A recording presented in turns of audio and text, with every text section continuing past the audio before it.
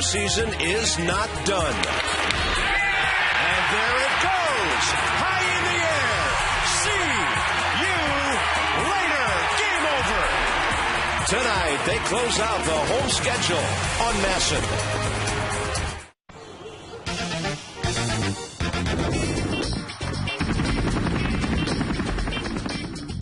It's a great day for baseball.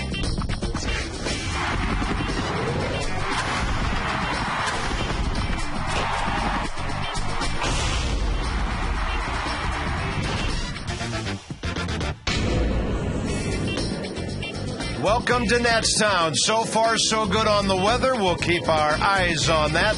The Phillies are still here. Adam Dunn got the Nats a big win with a big high blast last night and a chance to win another series at home. The Nats have guaranteed themselves a winning record at Nationals Park. Bob Carpenter, Ray Knight, 15 is a pretty impressive number, Ray, if the Nats could take Series 15 here tonight. Well, there's no doubt. Played so much better at home, Bob, all year long on the road.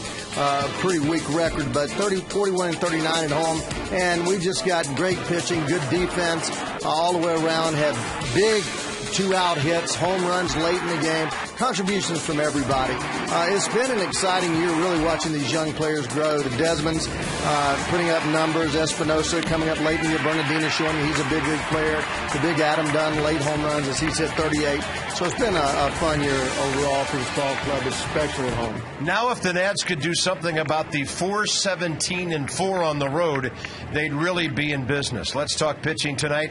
Ross Detweiler, we still have to remember he's only 24 years old. Yeah, and he has very little experience in the big leagues. Last year coming up, his last 9 starts, he's been really effective with a 256 earned run average. Bob won his second big league game the last time out against Houston, and I look for this guy to be in the middle of our rotation next year. And last year, the Nats only won 33 games at home, and they lost 48. But here's the winning swing by Justin Maxwell on number 33. A walk-off grand slam. The last swing of the home season. What do the baseball gods here in Washington have in store for us tonight?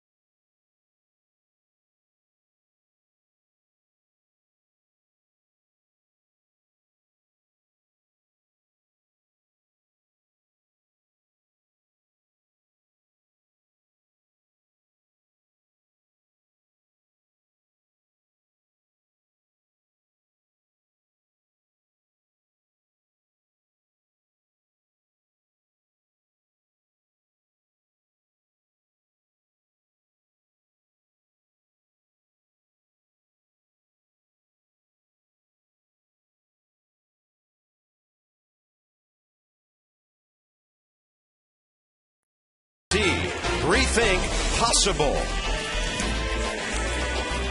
The Phillies in the Nats game 3. Philadelphia will sit out a bunch of their regulars again tonight.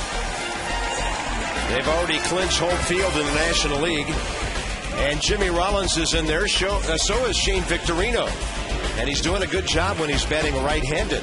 Overall, .260, so that shows you how dominant he has been as a right-handed batter. But we get to see Mike Sweeney, Ben Francisco again tonight, John Mayberry, Dobbs and Hoover. These are not the Phillies who won the division, but they are going to be well-rested and well-tuned as they go to the playoffs next week.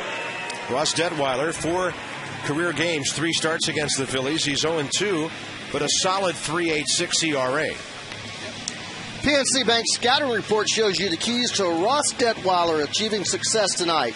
3's a charm. He's had 3 starts this year in D.C., the 3rd time he's facing the Phillies. He's 0-2, but with a 3.86 earned run average. Happy returns since he's been back from his rehab stint, 1-2, 2.52. His last outing, his first win of this season, second of his career, as he went 6 strong against Houston.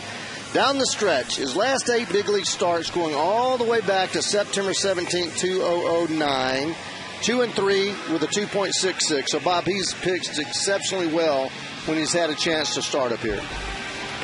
Defensively, the Nats, Willie Harris, Nigel Morgan, Michael Morse across the outfield, Desmond and Espinosa up the middle, Gonzalez and Dunn the corners, and Wilson Ramos the catcher.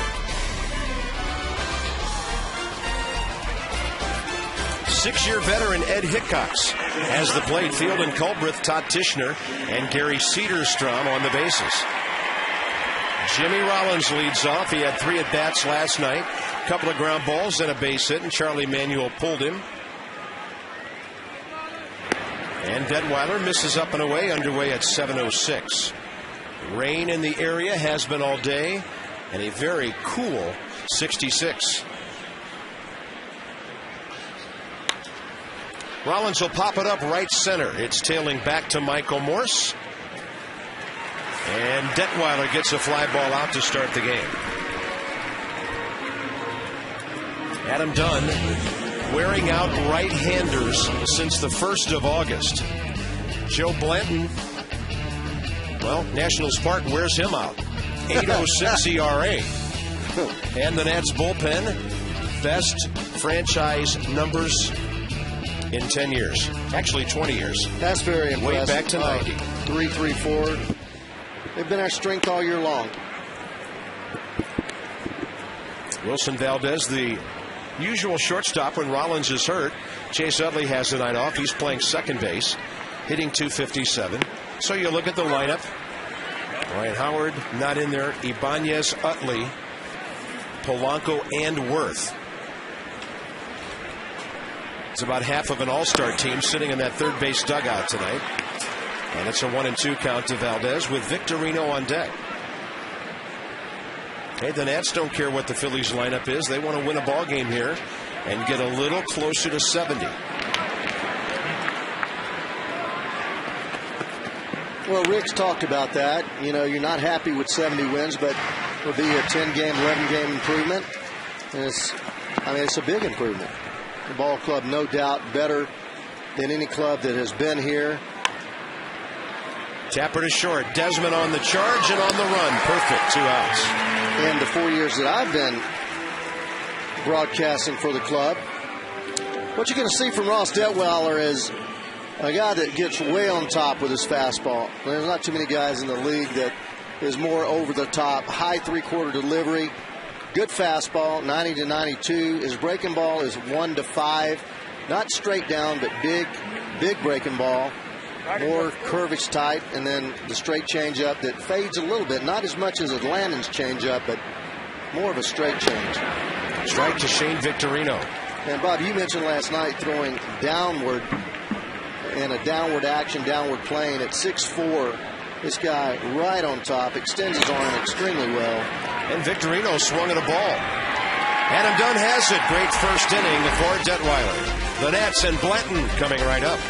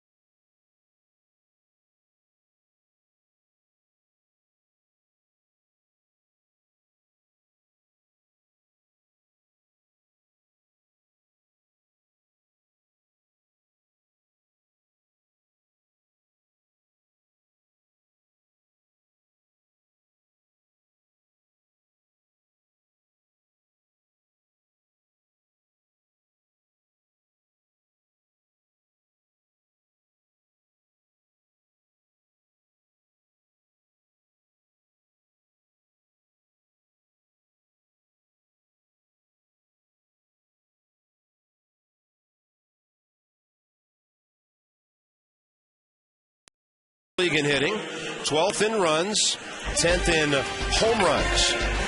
Ian Desmond has a lot to do with the team's offensive success. He has really hit well against Joe Blanton. 6 for 11, 2 of those doubles. He has a home run. And Desmond in the number 3 spot. Roger Bernardino slumping. So it's Morgan Espinosa and Desmond at the top of tonight's lineup. Joe Blanton against the Nats, 11 starts, but only 5 decisions. 2 and 3 with a 6.41 ERA. And as mentioned, this ballpark has not been kind to him. Morgan goes up swinging and just pops it up. Foul for Dobbs. And a quick out. PNC Bank Scouting Report is brought to you by PNC for the Achiever in us all.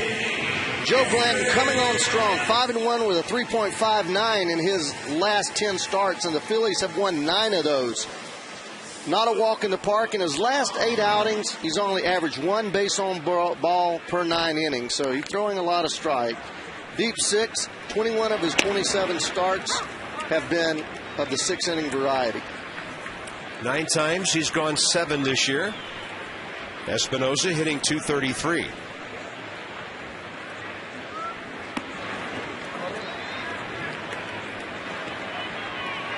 By the way, an early start tonight in Atlanta. 8th inning already. Braves 4, Marlins 1. And Atlanta already leads by a game and a half in the wild card race. Very good play over there by Mike Sweeney. Longtime Kansas City Royal. He's a catcher, first baseman.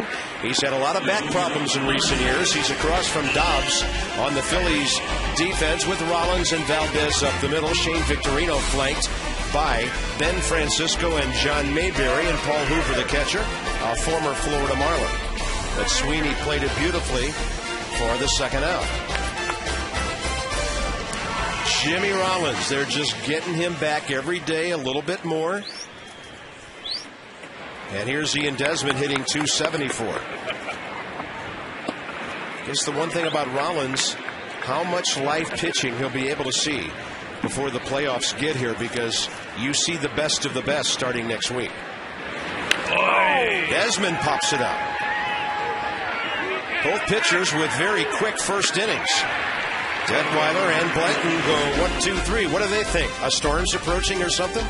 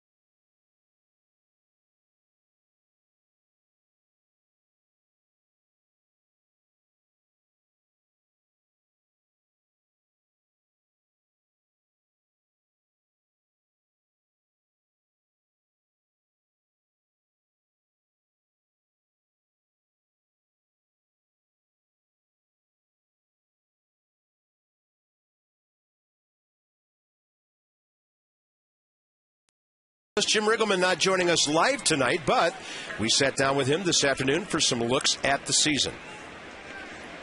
For the people who've been here through some 100 lost seasons, at least as that stigma went away, and then you get towards the number 70 in terms of wins, I think that it seeps into you a little bit that we have made a 10-game improvement somewhere in that area, and that we can go another 10. a little tweaking of the roster here and there, and next thing you know, we're going to be playing real meaningful games late in the year. Hopefully at this time next year, a whole lot different. Zimmerman, Pudge, part of that nucleus on the veteran side, and a big hack by Mike Sweeney. Fouls it straight back. Adam Dunn, the biggest question mark, of course. There's part of the future. Big part. With him up the middle. Huge.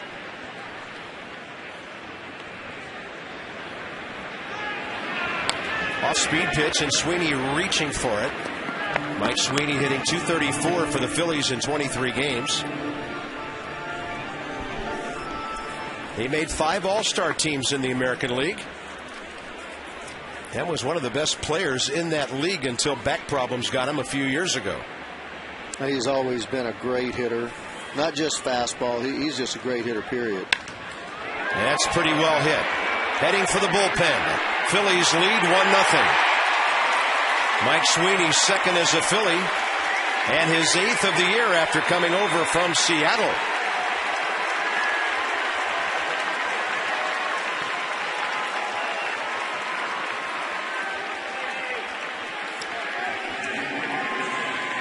There's a hit 1-2, and this is what you try to avoid. The middle of the plate in with 2 strikes, especially down in there. Ball catches a lot of the plate, and Sweeney knows the feel of hitting big home runs.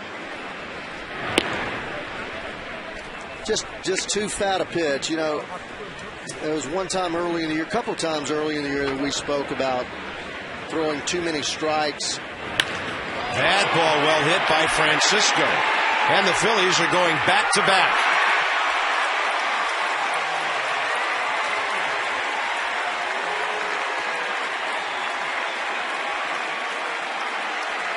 Evidently no vacation tonight with 5 regulars out of the lineup.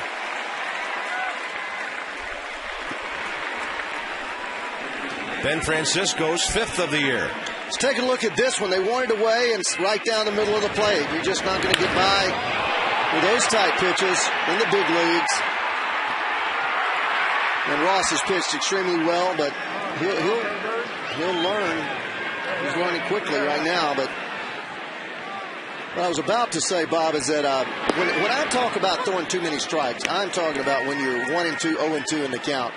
I'm a believer that you throw strikes, pound the strike zone, but once you get ahead in the count and you have that advantage, then you must throw pitches that are off the plate or starting on the plate and going away. And we've said that probably ad nauseum to a lot of the folks out there, but still our pitching staff still has to grow to be able to do that, because you've got 2 or 3 pitches to work with.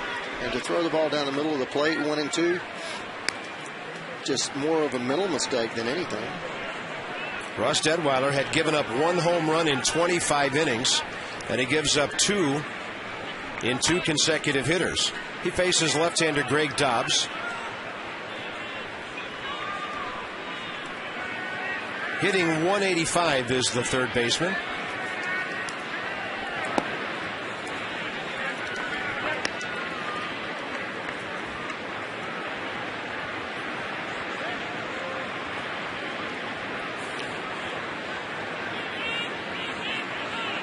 Both of the home runs on fastballs.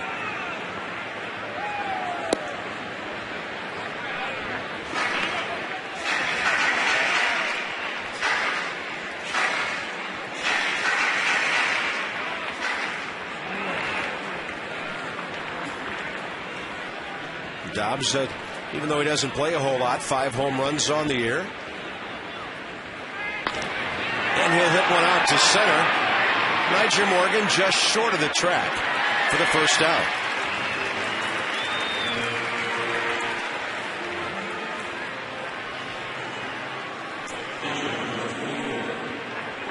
And the number 8 hitter will be Paul Hoover, the catcher. Phillies now have hit 161 home runs this year. They came in number 5 in the league in that department. 3rd in runs behind Cincinnati and Colorado. Hoover 4 at-bats all of last year with the Phillies. Most of the year at AAA Lehigh Valley. And this year, just 18 ABs at the major league level. He was with Florida for 3 years, 06 to 08, in part-time duty.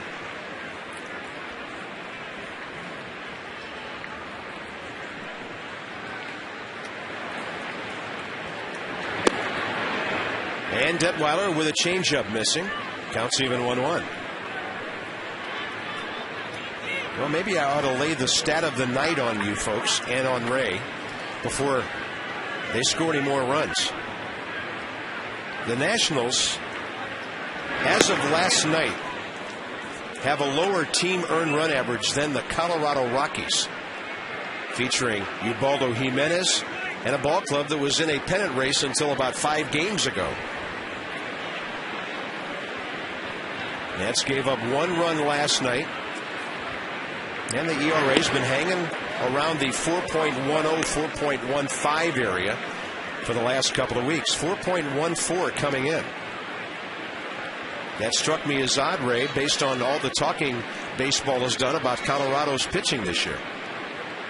Yeah, their starting pitching, their bullpen has had a rough year, and a lot of that, the fact that we were ahead of them, is due to our bullpen being so strong and compiling so many innings. I'm not sure I've ever seen a team play a right-handed hitter the way the Nationals are playing Paul Hoover. It's like a shift. Espinosa almost behind the second base bag. He goes up the middle. Desmond to Espinosa for 1. He was making the exchange and dropped the ball. So the runner Mayberry is out at second base. Nice play all the way around. Desmond showing the great range, flipping the ball with his glove. Didn't have to do that, but he was able to make a good enough throw. He had time to get it out of his glove and make that play, but thinking about getting 2. Good play by Danny there, making the short hop pick on that, because that ball has no velocity on it. You don't know what it's going to do. It can hit the ground and just thud. Fortunately, that ball bounced up a little bit. Danny making a good play, and in his haste to get it out of his glove. And he knew there was a catcher running. Yeah, that's why he wanted to take a shot at 2. Maybe have Joe Blanton lead off the third, but here he is batting with 2 outs. Nice job there. Touches the bag right there with his foot. Now all he has to do is transfer the ball. Once that glove hand starts toward the ball, and the ball is stopped in the glove. As long as it's stopped in the glove, they call it change of direction, and therefore the runner's called out. And that's what the umpire's looking for. Control of the ball. 1-2 to Blanton now. And a breaking ball strikes him out. Phillies blast their way to a couple of runs. Adam Dunn about to blast away. Maybe, like he did last night.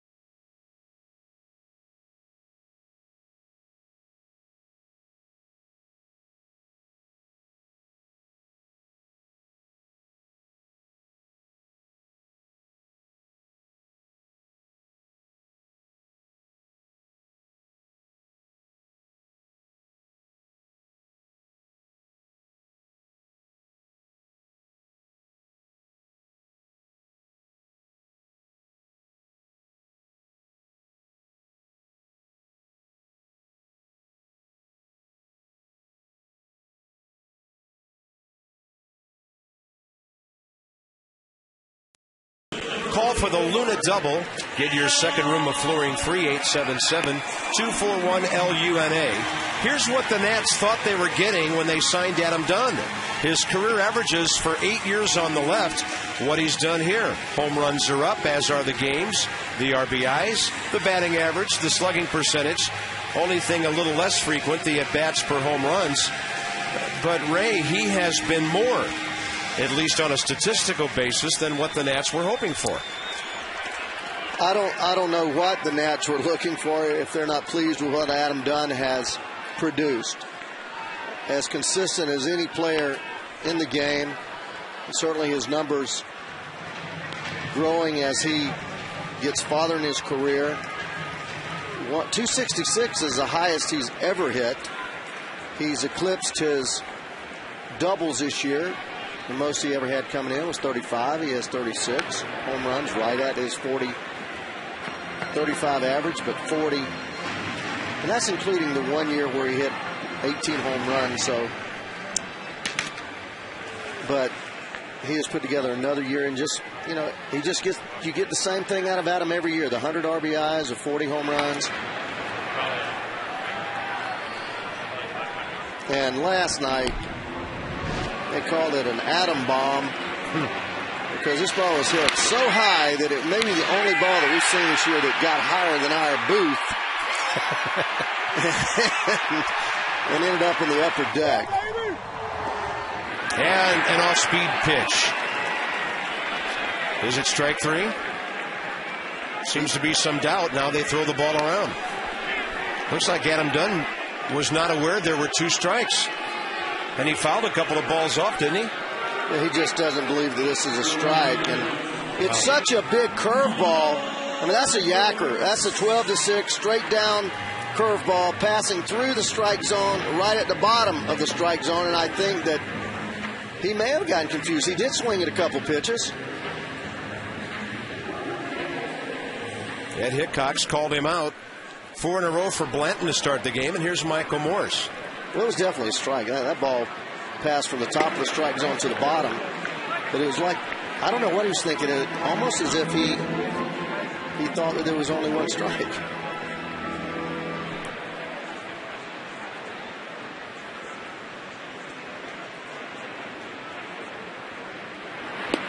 And on 2 pitches, almost identical, Michael Morse swings and misses in off the plate under his hands.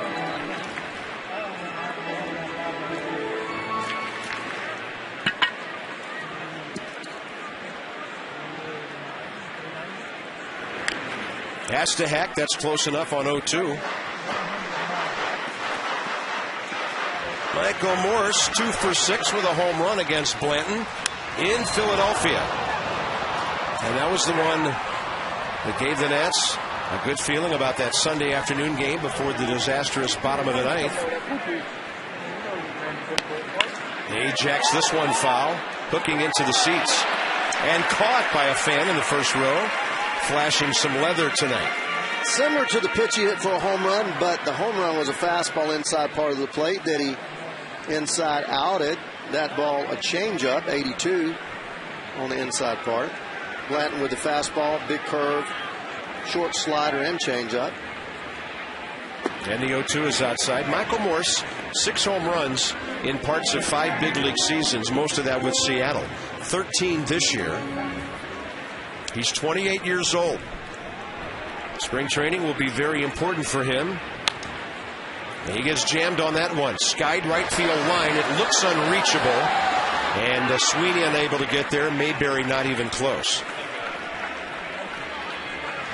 It's going to be really interesting to see what happens to this ball club as we have 4 outfielders that have started.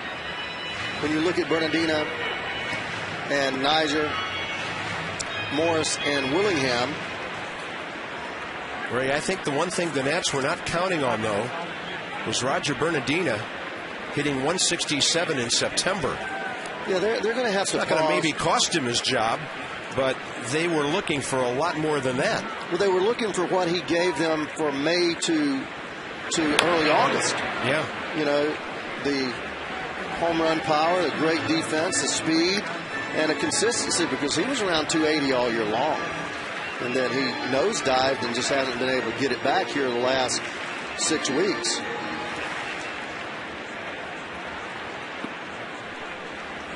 He does so many other things well, though.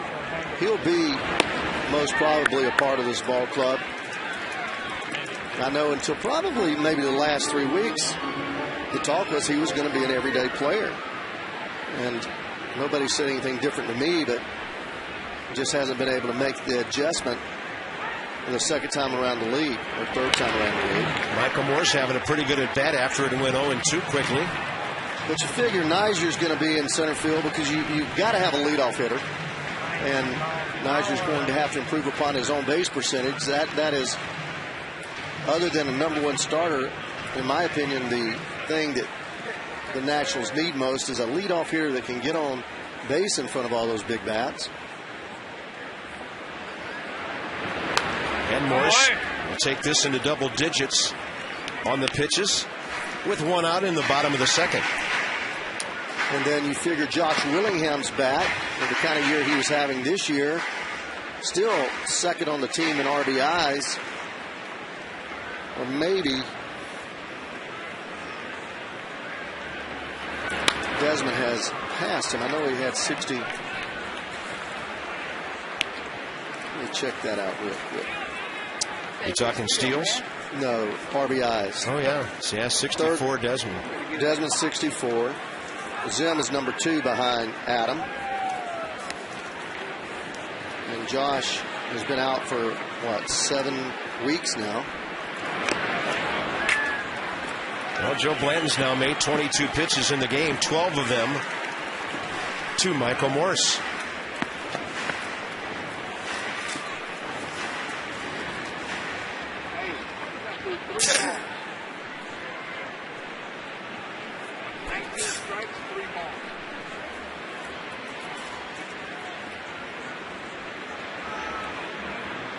Long look here, and Morse steps away.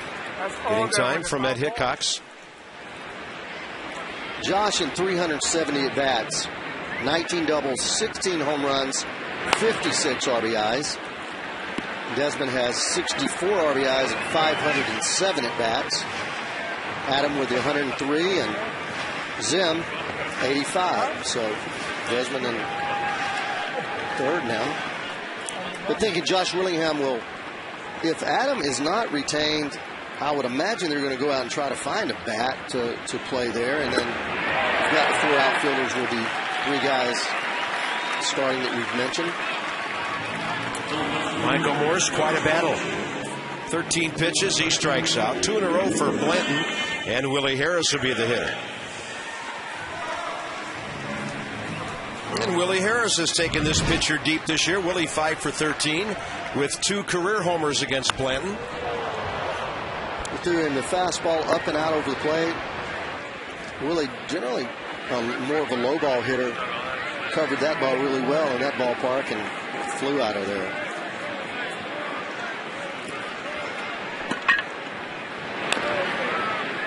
We mentioned Blanton's control. 26 pitches right now is his pitch count. He's only throwing 4 balls.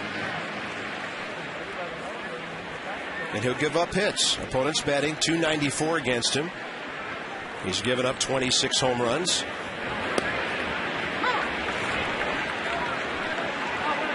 He has a better than 3-to-1 strikeout to walk ratio. 1-2 to Willie. He'll break his bat, and this one's out to center for Victorino. How about the early game hits in this series for the Nats? None.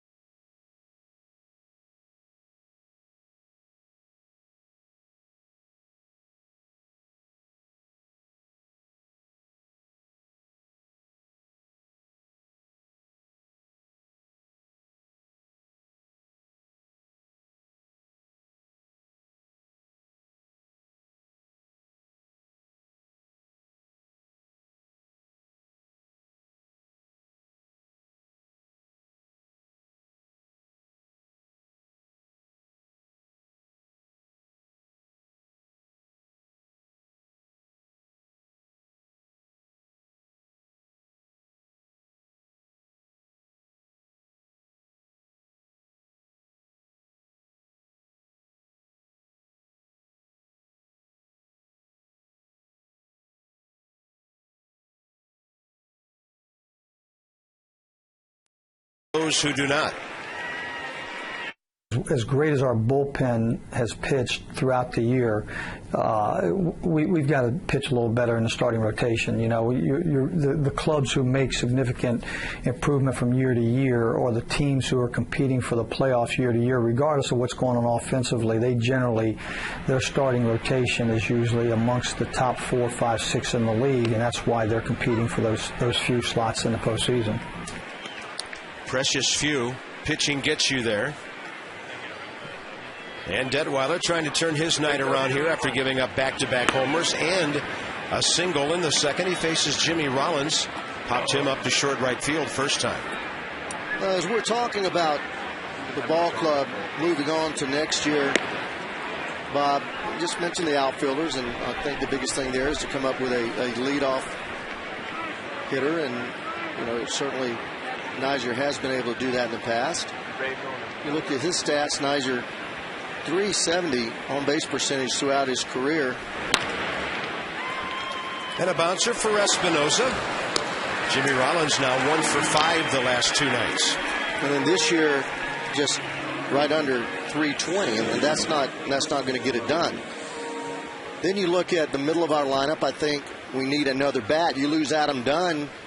You know, Morris could maybe take up the slack there with Willingham playing and Bernardina. You're not sure, but you need, I think, another bat, power bat preferably.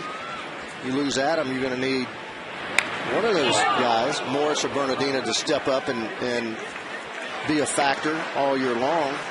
And then the third thing, and maybe the most important, is a number 1 type starter to do, like Jim says, to match up against the Oswalds and the great pitchers of this league. And every team seemingly has a number 1. And I looked at John Lannon's record going back over the last couple of years, 9-15, 9-13, and he's been matched up against their number 1 pitcher every time out there. And that's a tough thing to have to compete with. Good run, good pick off the shoe tops by Michael Morris on a looper by Wilson Valdez. Your thoughts on that, Bob?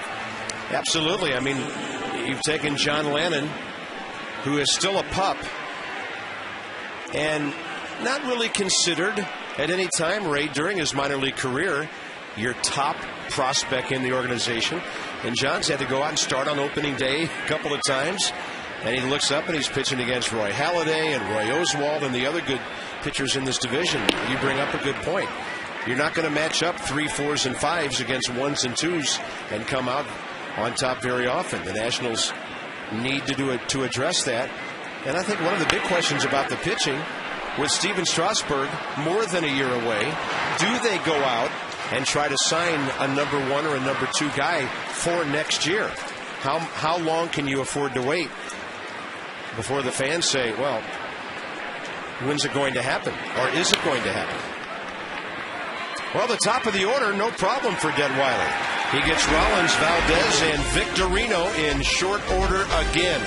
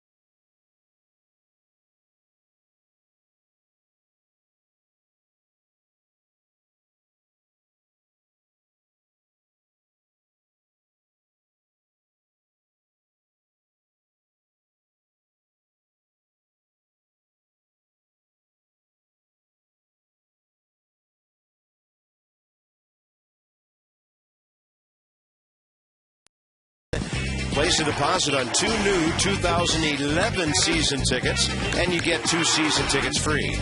Go to nationals.com/2011 for more information. 4 for the price of 2. Bottom of the 3rd underway.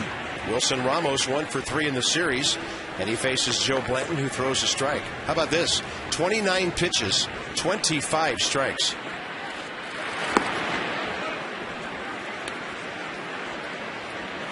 But he's not throwing too many strikes because they are quality pitches on the corners, up and down, using every quadrant of the strike zone except the middle so far. No, the only time that applies is when you 0-2, 1-2. You saw him with Michael Morris. Michael following off pitch after pitch after pitch, and finally he made a pitch on him that was a quality pitch. Ramos waiting and waiting, and he struck out on what was a real slow pitch at 77. 7 batters in a row, 3 on strikeouts. And the Atlanta Braves have now taken a 2-game lead in the wild card race. Behind Derek Lowe tonight, his 16th win. They beat the Marlins in Atlanta 5-1.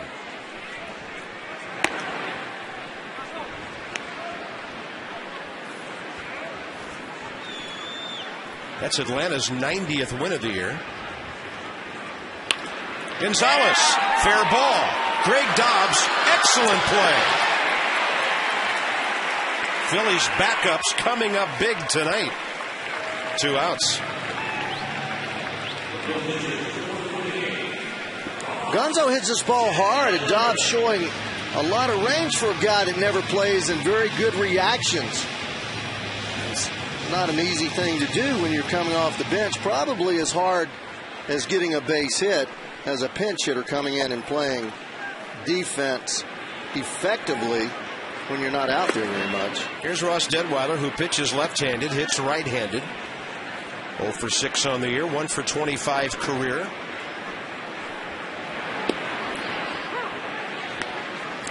Joe Blanton, 12-8 last year, led the Phillies unbelievably in innings pitched last year with 195. That would be a good answer to a trivia question, wouldn't it? He's retired 9 in a row. Another Philly pitcher dominates early.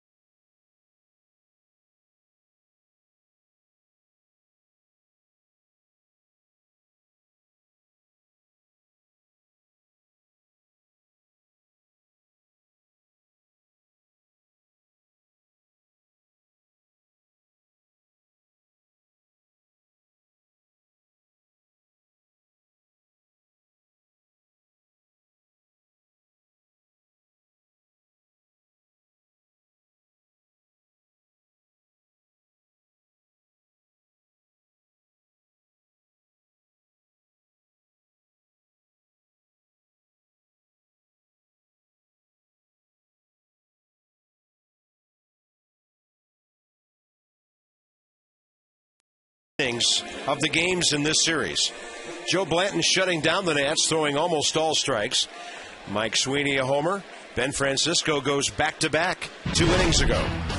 Fastball trying to get it in, and you're going to see this as bullseye right down the middle of the plate. That's when he goes into the bullpen, and just 2 pitches later, Francisco right on top of the plate. So even though that's on the outside corner, his positioning at the plate makes it right down the middle to him, and he delivers in the bullpen.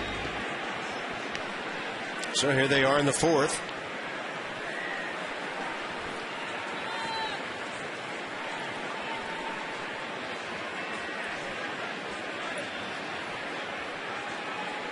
Sweeney could be an important guy for the Phillies in the playoffs because in terms of bench players, their primary pinch hitters are both lefties in Dobbs and Glode. Sweeney gives them some thump from the right side if he's on that active roster that they haven't had before. And it would be ideal for right-handed DH when they get to the American League parks. Can you imagine that? They'll end up hitting Ruiz ninth. We'll just say they face the Yankees and CC Sabathia. Right. There you have it. Sweeney. Off-speed pitch, and Detweiler misses, up and away, 2-1. I don't think those general managers don't think about that when they're in contention, because that is huge. Generally an advantage for the American League because there's not, National League doesn't carry guys that come off the bench that well. Maybe one guy, generally a guy like Dobbs. Seldom are you fortunate to have a left-hander and a right-handed productive pinch hitter. And Detweiler nibbling against a guy who homered last time. Walks him to lead off the fourth inning. AT&T Trivia. We'll call this the final home edition. Who's played the most National League games since 2004?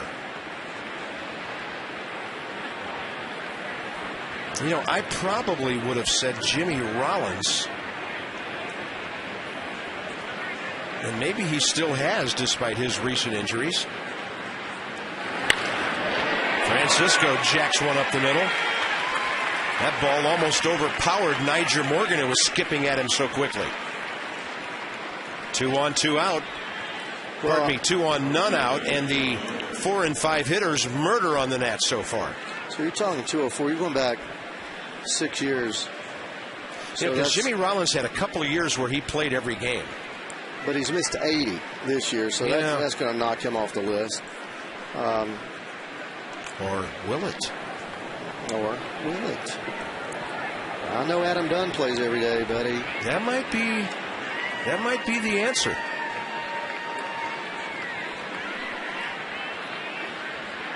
I think I'm going to go with you on Adam Dunn, if that's your guess. If it's not, I'll take ownership. That's my guess, based upon the two ball clubs that are here and how these trivia things tend to relate to someone that is in the park. Detweiler ahead of Mayberry, who singled on a bouncer up the middle first time.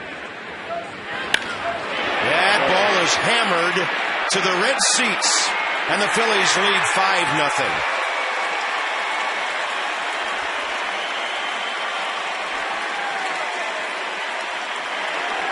We did not expect this.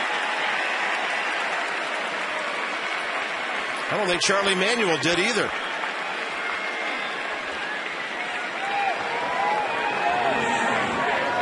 He's a big fellow, just like his daddy. But again, where's that pitch? He wants it inside and he throws it right down the middle. What a strong, powerful swing that is. And hey, we talk about culture. You know, the Phillies aren't going to have guys in their organization, especially in the big league level, that can't play. Well, that's his 5th major league home run. He had 4 last year in 39 games. Another one of those Stanford kids, John Mayberry. And Ross Detweiler has been racked for 5 runs here while getting 9 outs. That'll get Miguel Batista up.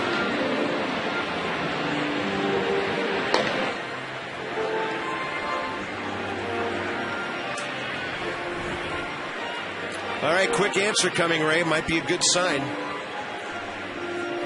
Most National League games since 04.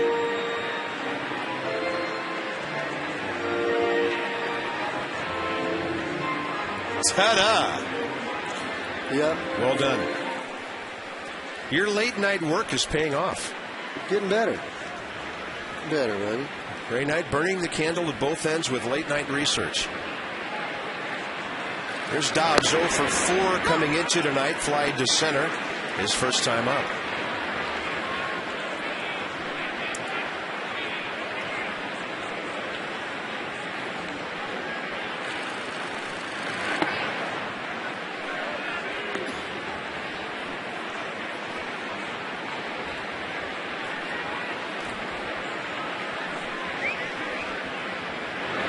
That's a good breaking ball. And then they have that other kid in there, Dominic Brown, who made a big splash when he came up a couple of months ago.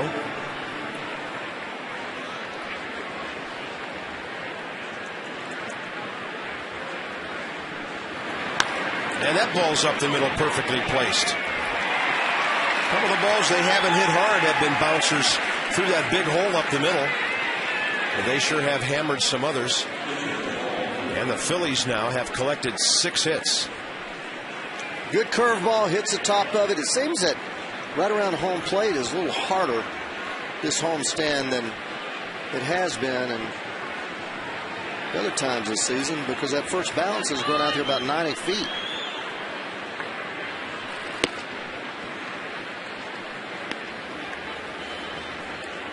John Mayberry, 26 years old. He's averaged 16 home runs a year over his 5 years in the minor leagues, 95 total. Never hit higher than 268, 255 lifetime minor league average.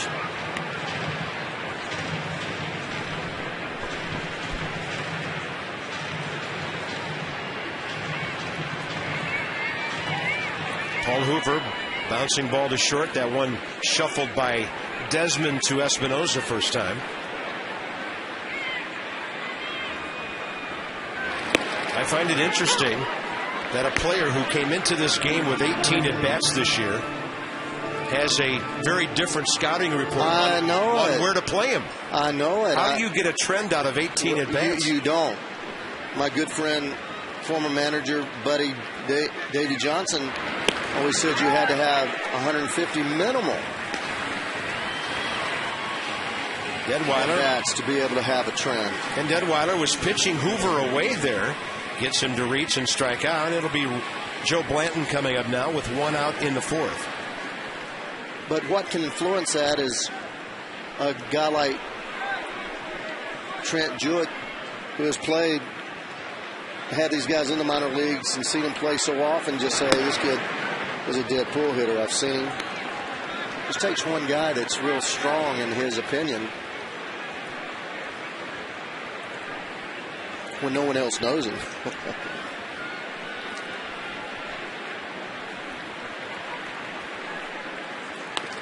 And Blanton bunts late. That's a strike off to the side, 1-1.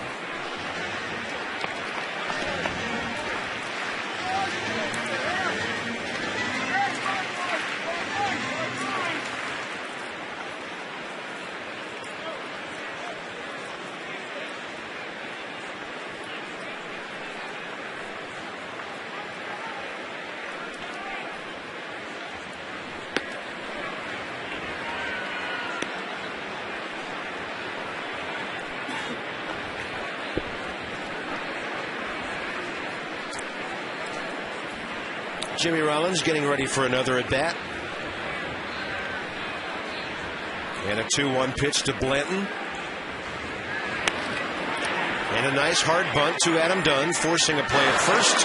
And the second baseman to cover. Sacrifice good. 3-4. You can join the most exclusive members-only club, the Lexus President's Club. Features all-inclusive food and beverage, MVP parking, access to the closest seats to home plate, even closer than the pitcher you will be to the batter. There are lower pricing options, complimentary beer and wine, plus free parking. 202-675-NATS to purchase your 2011 Lexus President Club tickets. In fact, every night you'll be up close and personal with the Wounded Warriors down there.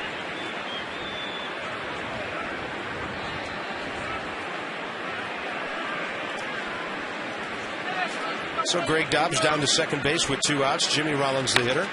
And he'll go to right, hitting it pretty well, but lining it right at Michael Morse. and the Phillies are done. But Francisco and Mayberry doing damage this time. 5-0 Philadelphia.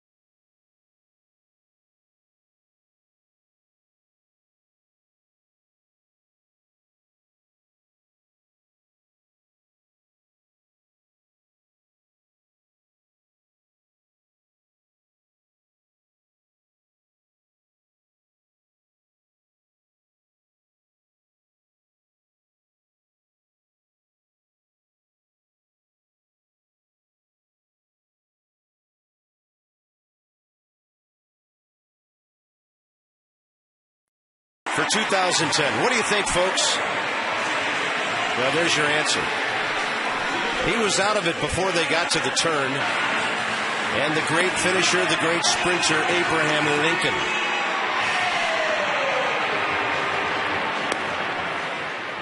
Another season of futility for Teddy. Bottom of the fourth inning, Morgan, Espinosa, Desmond.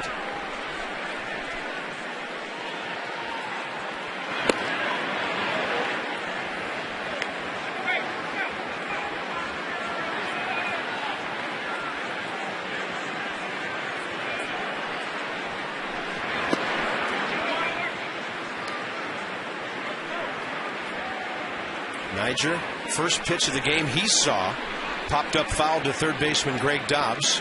2-1 pitch this time, and he hits it well to right, and the Nationals have a base hit. That rings in the 8 o'clock hour. And by the way, we were told that showers would be arriving by now. A check of the radar shows there is some weather southwest of us, just between here and Culpeper.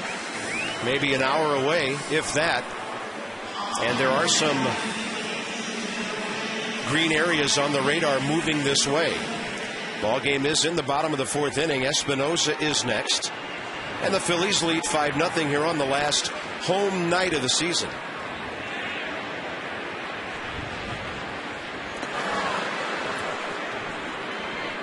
Well, the first thing that has to improve to have a solid pitching staff is a great defense. And with Zim and Danny Espinosa and Desmond, you're looking at three exceptional defensive players. Hard hit. Sweeney.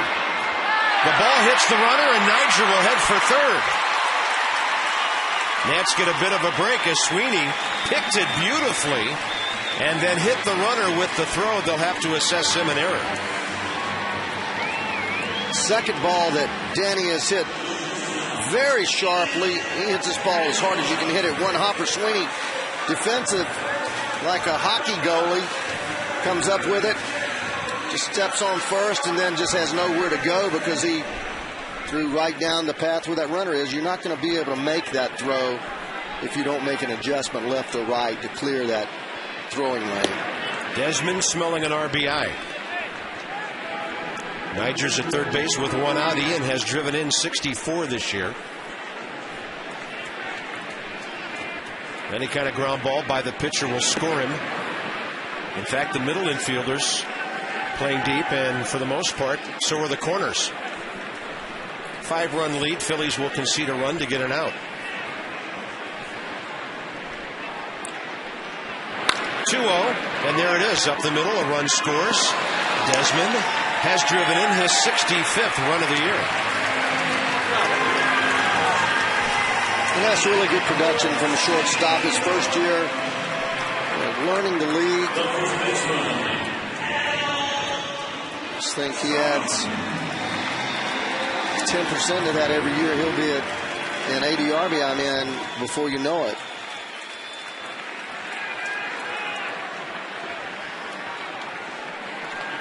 Here's Adam, who struck out looking first time on the epitome of a 12 o'clock, 6 o'clock curveball. I mean, straight down.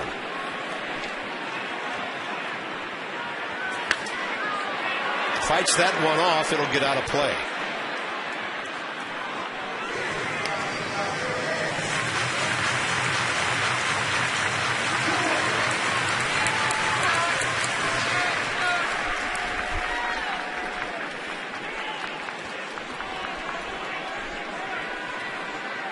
.38 home runs, 103 RBIs.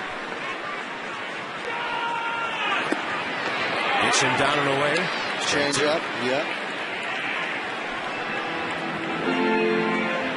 Excellent spot. Kills a fastball with that deep grip. Almost like a choke change, getting it back in the palm of his hand. Then he goes up and away with 81. Same pitch. Unearned run for the Nets. They're on the board. Chinatown on display. 5-1 Phillies.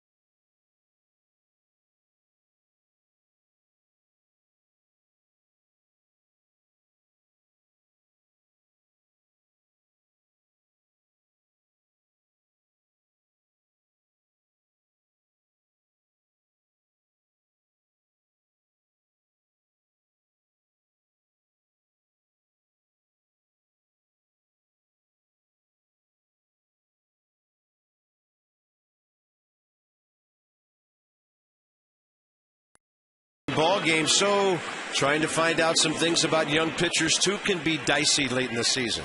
It really can be. Ross has been so effective this year and late last year, and just got a couple of fastballs over the middle of the plate, 3 fastballs over the middle of the plate, and these guys are going up there hacking, getting a chance to play, which for that Phillies club and the way that Charlie Manuel manages, he just throws 8 guys out there every day, the same guys, and these other people don't get a lot of playing time.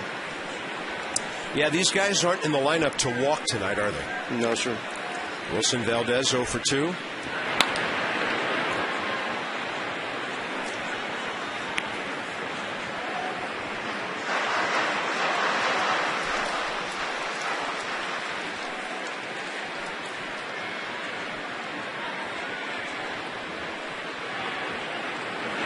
And Detweiler goes low and inside.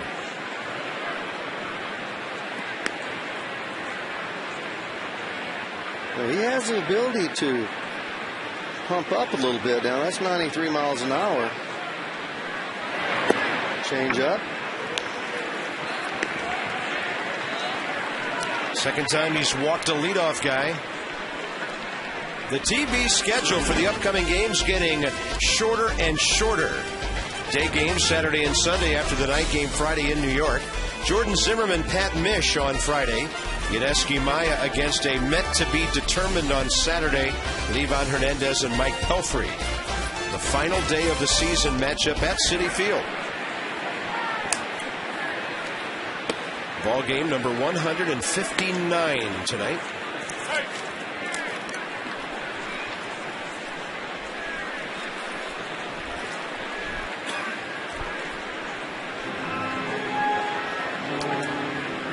And as Detweiler falls behind another hitter, Steve McCaddy to the mound.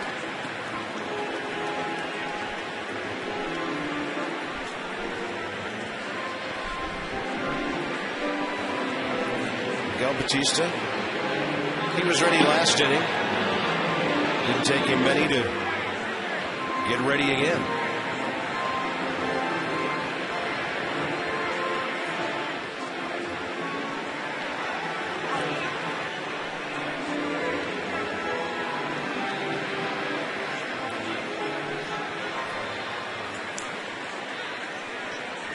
Shane Victorino twice has bounced out to Adam Dunn. So Detweiler's been able to turn the ball over on him down and away.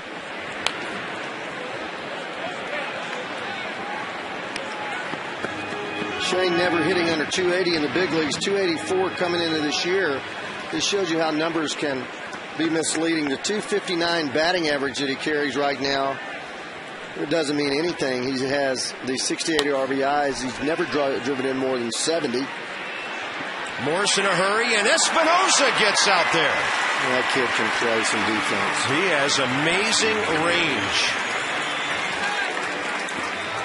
I'm watching the right fielder all the way, and then all of a sudden, somebody from the lower left comes screaming into your screen. Well, you're going to pay to watch this kid play. He just does so many things well, and this is one of them. He goes out after the ball as well as anybody as we look at the H.H. Gregg Exmo centered it right in the middle of his glove. Here's Sweeney, who's homered and walked and scored twice. He goes right field line and the ball slicing. Tight corner down there. I mean, I don't want to just throw out superlatives, having only seen the kid for less than a month, but he has already shown the gold glove type ability. Just soft hands, really quick feet, arm that I don't know anybody in the National League has a better arm than that at second base, maybe not even at shortstop. An ability to play the game correctly. Sweeney hammers one in the air to center, but it's way up there for Morgan. Breeze blowing in from right field. And that's the second out here in the fifth inning with Ben Francisco coming up. But you just think with Zimmerman at third, Desmond just continually improving at shortstop, Espinosa, if he does win that job this spring, and it's just going to be hard for me to think they're going to come up with somebody that's going to hit enough to be a better fit for the ball club than he is defensively, especially with a contact type pitching staff that we have. And Niger gets the ball well in center, and Bernardina, if he is playing left field, as good as they come. You're already talking about a defense that goes from being suspect to being outstanding. Ramos and Pudge behind the plate. That ball hit hard by Francisco. And the Phillies are hammering home runs tonight. Francisco's second, and they lead 7-1.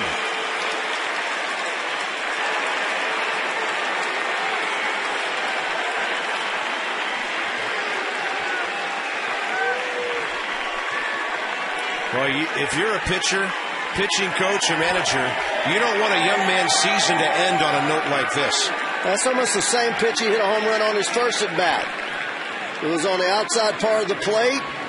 That one a little more down, but obviously he likes that spot. And the pitch track from the UPS store. They do a lot more than shipping, like offering moving boxes and supplies. Ross Detweiler, 4 2/3, 7 runs.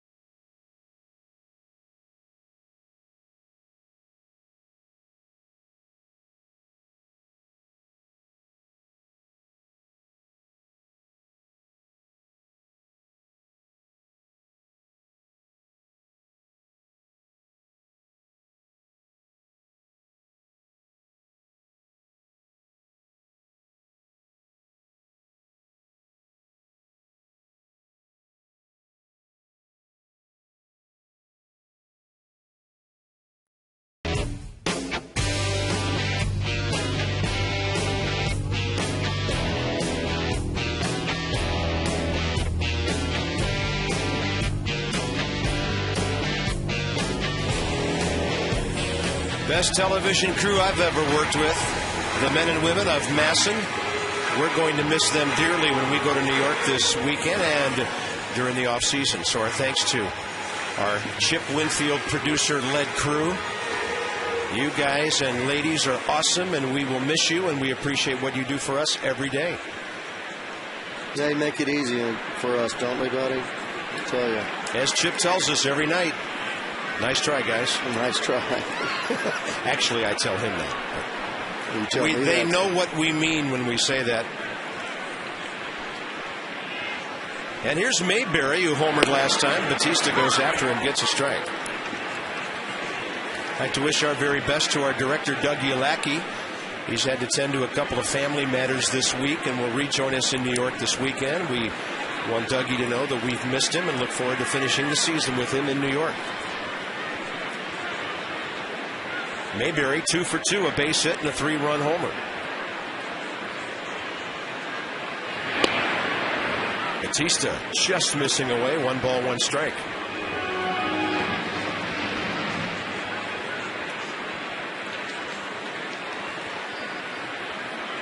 Top 3 hitters 0 for 8 in the lineup for the Phillies. 4, 5, and 6. 6 for 7. Good, hard, sinking fastball. And Batista getting that thing up there, low 90s. Closing in on mid-90s at this stage of his career. He has fulfilled a lot of roles in this ball club. He has saved a ball game, long relief, middle relief. Took over for Steven Strasburg one night and did a fantastic job of starting. And a breaking ball, low and outside, 2-2.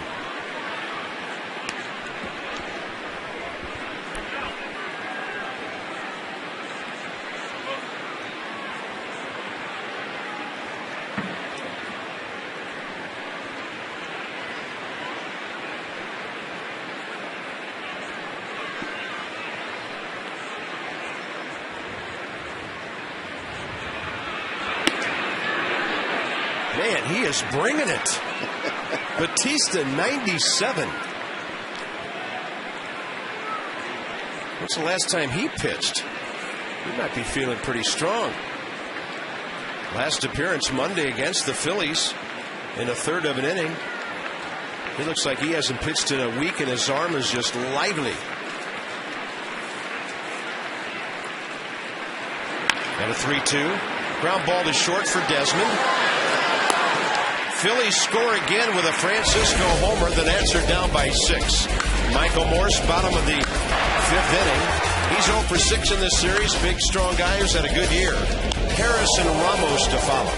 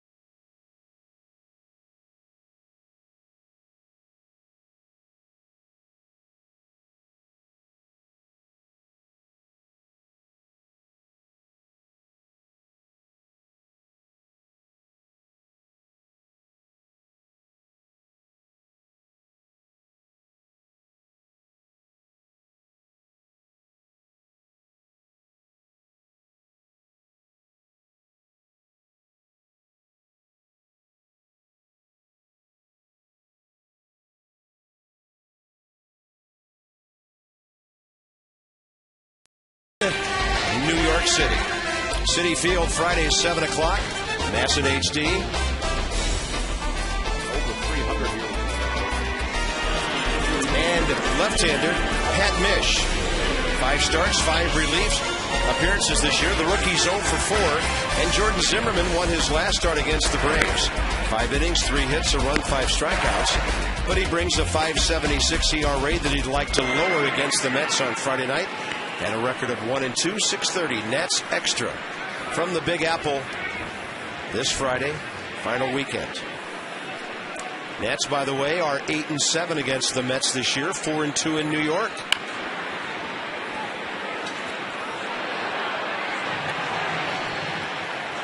Michael Moore struck out swinging first time up.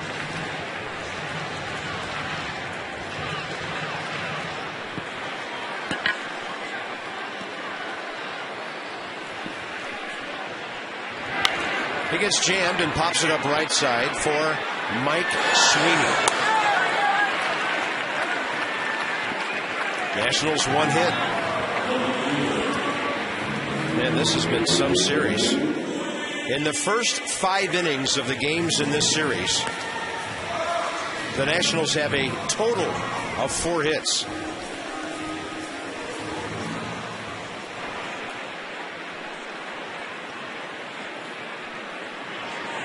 Willie Harris flied to center first time.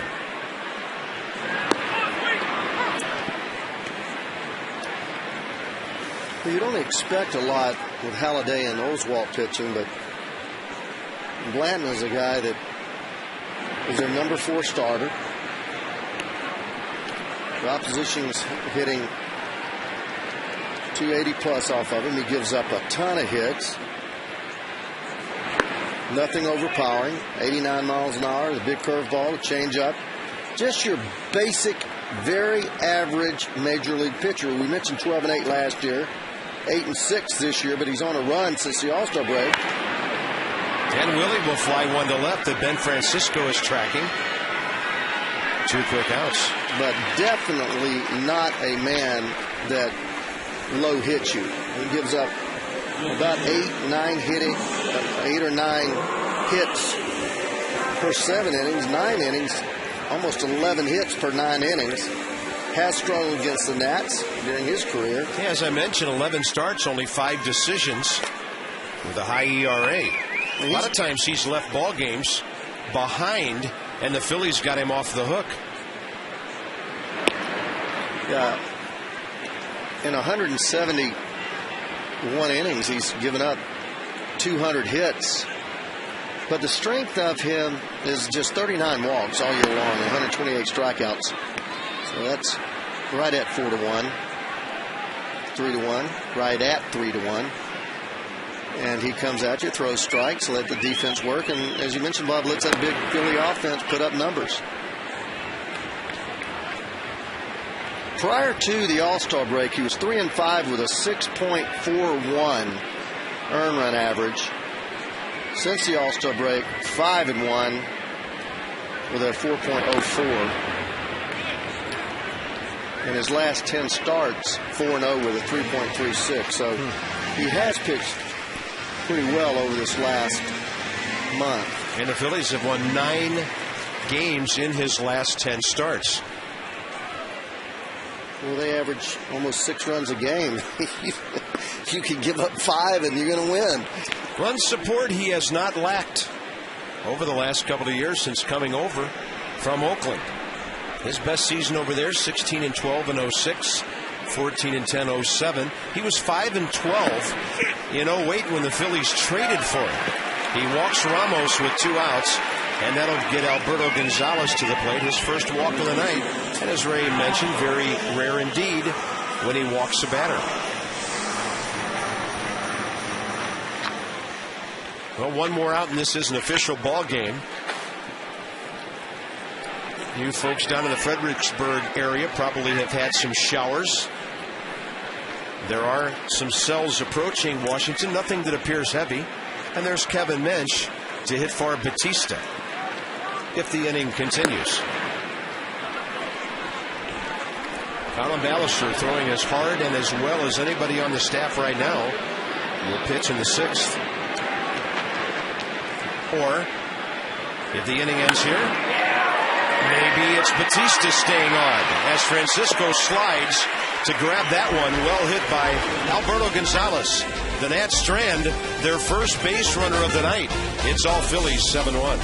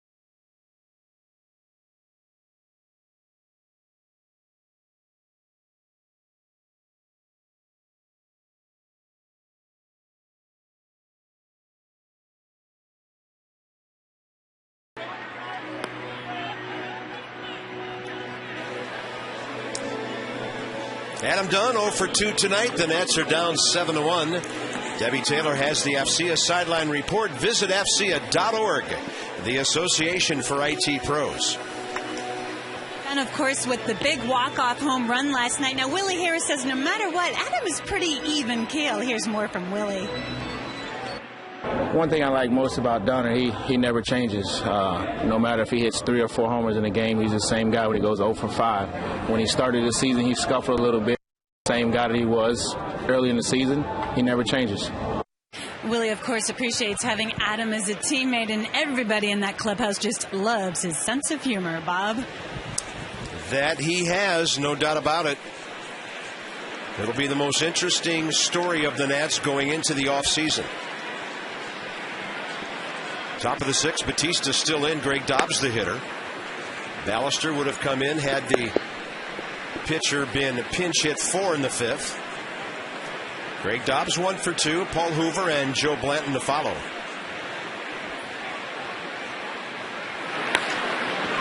And a pop fly out to left. Harris broke back, comes in, can't get there.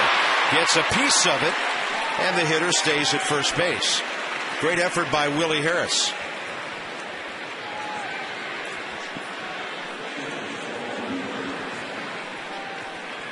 Giving everything he has all the time, as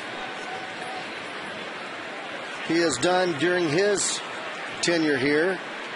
Big swing, just got a little bit of the ball off the end of the bat, a little blooper out there. Tough to read.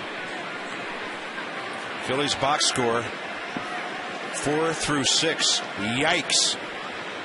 All 7 RBIs. Sweeney, Francisco, and Mayberry have all homered.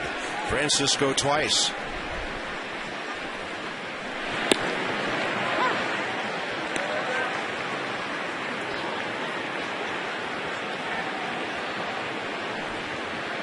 Ben Francisco, 28 career homers coming into this year.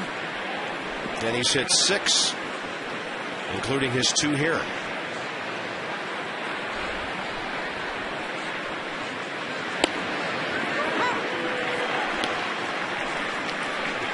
We're talking about the Nationals playing Hoover to Pearl. I was just looking through his record because I don't know anything about him. 14 years in professional baseball, 12 years in the minor leagues that he played the whole time there with 12 different minor league teams, 34 years old. And that's a baseball lifer there. And all of those minor league seasons with just 2 organizations, Tampa Bay and Florida. Interesting story. He's out of Steubenville, Ohio. Multi-sports star there. And he bounces one left side. Good pick, Gonzalez. Good turn, Espinosa. And 2 outs in the inning. Nationals turn their 147th double play. This kid, he can do it now. We've talked about that's not easy. That ball coming up on the bounce, and Espinosa makes it look easy as he makes that turn down there, doesn't he? And Miguel Batista will face Joe Blanton. He's about to have a nice inning and a 3rd outing. Nats will hit for him in the bottom of the 6th. Blanton goes up swinging and flies it to Michael Morris. So Miguel gets 4 outs, giving up 1 hit erased with the double play. He's been good all year.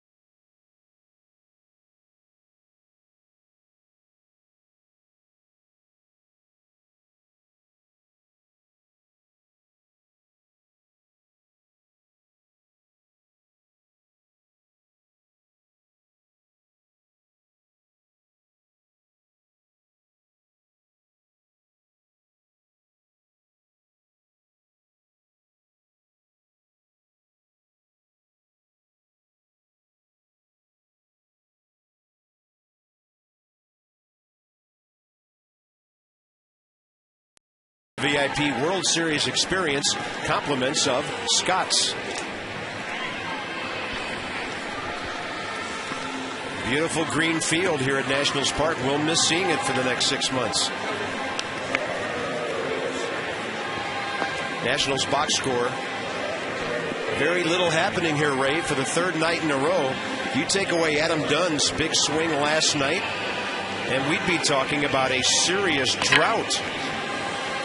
And just to note, the Phillies have held the Nationals to under 4 hits in 2 straight games.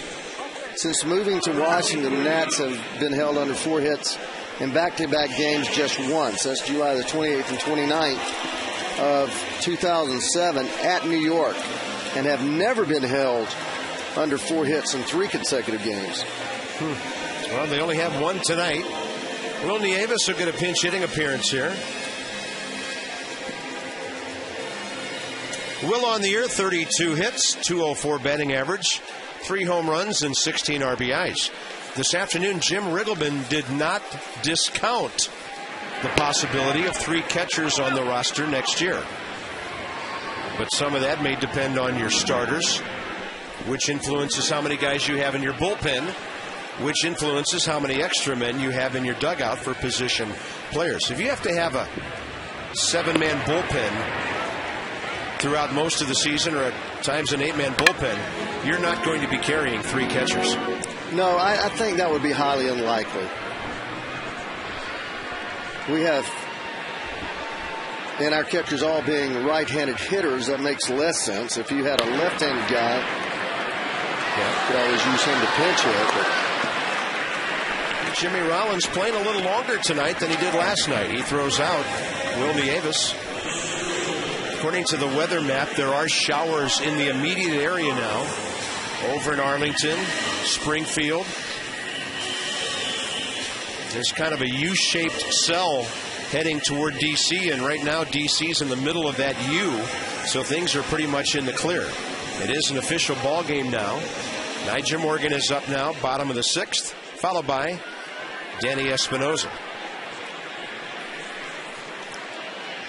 The Phillies had contingency plans to recheck back into their hotel tonight and spend the night for a day game tomorrow had the rains washed this game out, which certainly looked like a possibility all day long.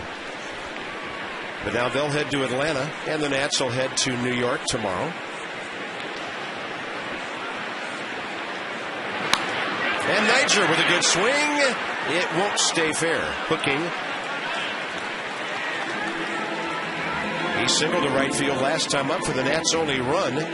Espinosa hit a hot shot to Mike Sweeney, who picked it, stepped on the bag, and then hit Nyjer with his throw, and Morgan went to third and scored from there on a ground ball by Desmond. That's a fastball up and in. 2-2. Pardon me, 1-2.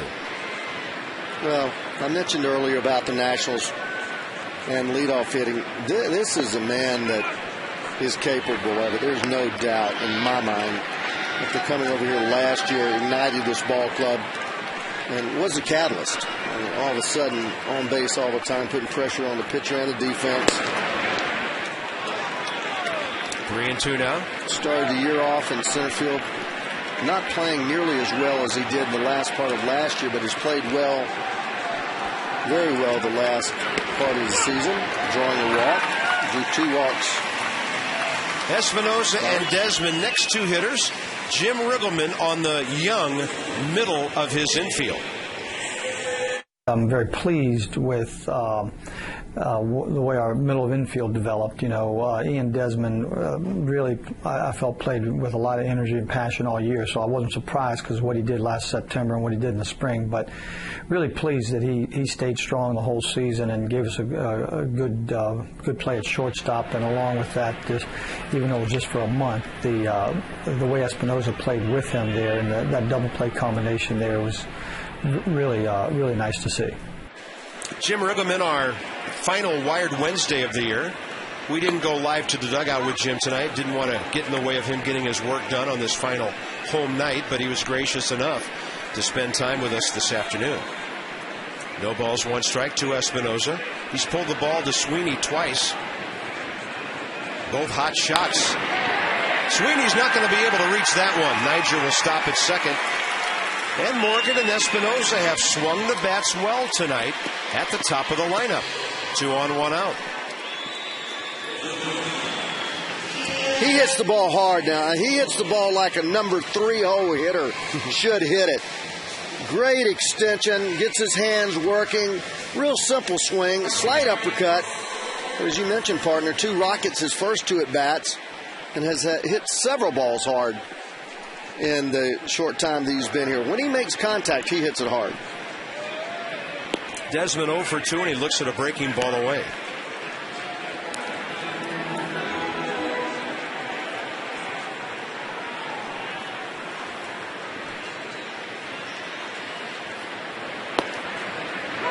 Desi 273 as it sits right now. 10 home runs, 65 RBIs, 59 runs scored, 17 bags that he's stolen. I can't see him finishing worse than 3rd or 4th in the Rookie of the Year battle. Can you, Bob? No, I don't think so. He'll be up there. No chance for base runners to go anywhere. Fly ball not deep enough. 2 outs. Action-packed table games, red-hot slots await Hollywood Casino. Charlestown races bring you league leaders. And really, this is franchise leaders in games the team wins most homers in a season. Adam Dunn right behind Vladimir Guerrero. No chance to add to that tonight the way the score is. But I'm sure every time Adam comes up tonight, Ray, our loyal fans in this ballpark are wondering, is this the last time they see number 44 in that white uniform? I think that's the question I've been asked most since the All-Star break. Is Adam Dunn coming back? And prior to the All-Star break, is Adam Dunn going to get traded? I know that coming to the ballpark and seeing a guy that has a chance to hit a home run every at bat is exciting. It's just like seeing a starting pitcher like Strasburg that shuts you down. And he's going to be somewhere doing some serious damage. And I spoke to Adam on the plane. I think the hang-up initially was Adam wanted 4 years. And the Nationals and Rizzo did not want to offer him more than 3. And I think that's where the hang-up kind of got off or got started. That ball is cranked foul.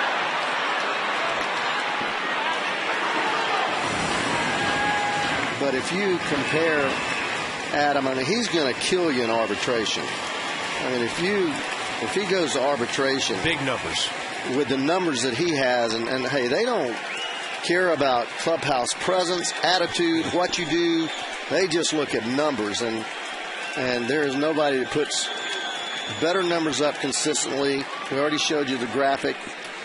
I mean, he's going to kill you at arbitration. So it's hard to really offer him arbitration because you're going to have to pay, you know, 18, 19, 20 million dollars. I mean, you're talking a ton. Nearly twice what he's getting now. Right. 2-2 pitch. He strikes out. Dunn, 3 strikeouts tonight. 194 on the year. Nats are done. 7th inning coming up.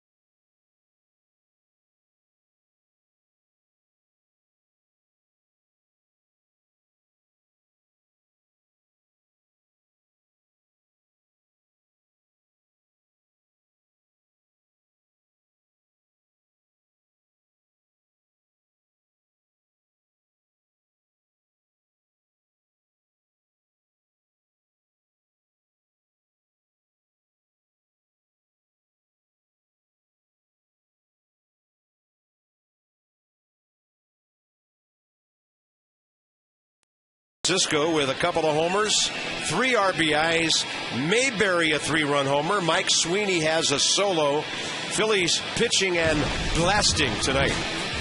Francisco, first inning, fastball away, back to the bullpen. 5th inning, changeup away. Look at Ramos hold that glove out there. Didn't quite get it out there. And he hits it about 15 feet to the left of where he hit the last one. 3 for 3, 3 RBIs, 2 homers, single.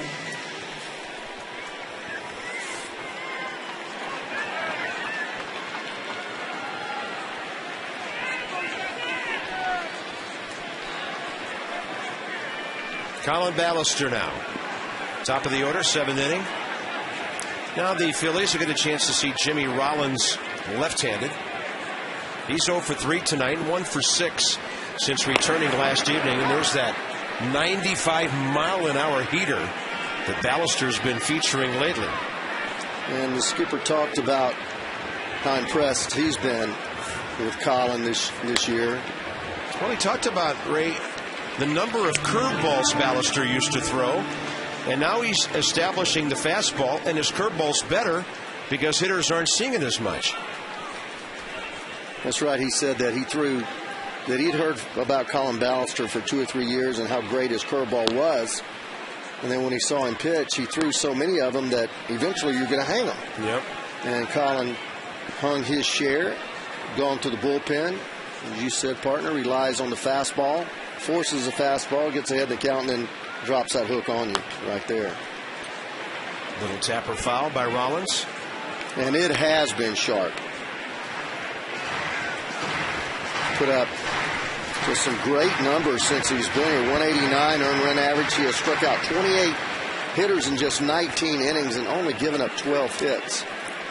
So along with Tyler Clippard, we now have 2 guys in the bullpen that can miss bats late in the game. Rollins hits that ball pretty well to right, but Morse in front of the track. And that's how the 7th inning gets underway. MLB.com at bat 2010 for your smartphone. Live baseball play-by-play, box scores, video highlights, game day audio. You can catch up with the Nats in baseball throughout this last week of the season. Go to nationals.com to find out about it. Here's Wilson Valdez 0 for 2 with a walk, and then Shane Victorino next. And a bouncer. Desmond, time to plant and fire. 2 outs.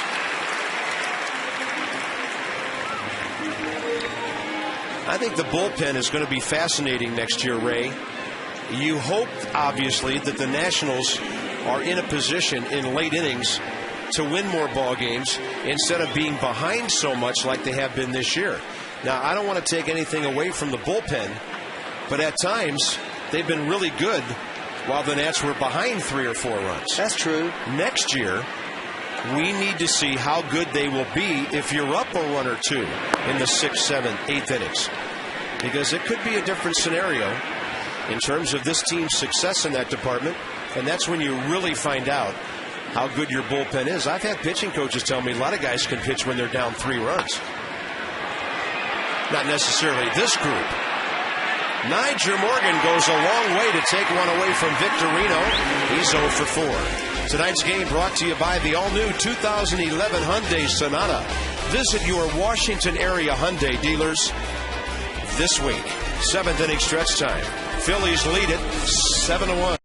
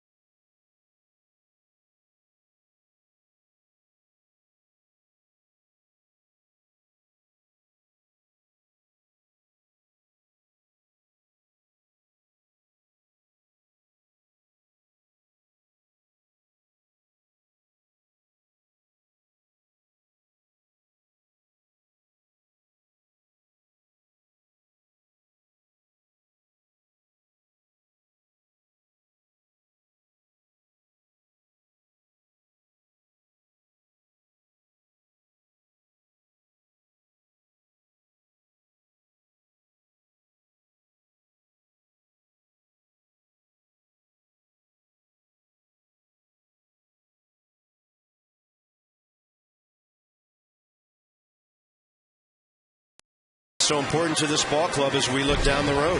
That's some great defense in a game that has been pretty offensive for the Phillies. Morris early. Espinosa going back over the shoulder catch, ranging deep in the right field. Then the Phillies showing a little leather. Swinging, diving to his right. Dobbs diving to his right to the line, maybe the best play of the evening. And then Gonzo with a big overspin ground ball, turning a double play with Espinosa. So guys came to the park to play regardless of being just 3 games left in the season. Brian Bocock will take over for Jimmy Rollins now. So Rollins got 4 at-bats tonight. 6 innings of action in the field. And here's the bottom of the 7th, and Michael Morse goes up against Joe Blanton. Blanton, 83 pitches, 56 strikes in his first 6 innings.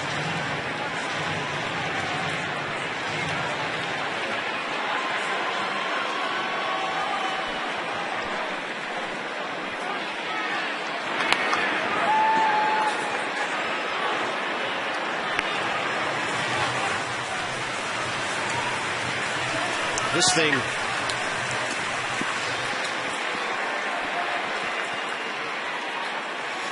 thing could turn into a spring training game tonight by the time it's over, with the Phillies now starting to make some substitutions. We'll set their outfield for you in a moment. There's Dominic Brown, who comes in, play right field. Ben Francisco done for the night. And Mayberry moves over to left.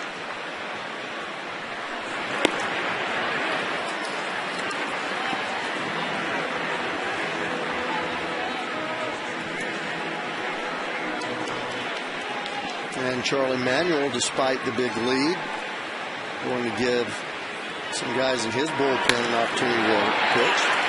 And a good shot to right by Michael Morris, his first hit of the night and of the series.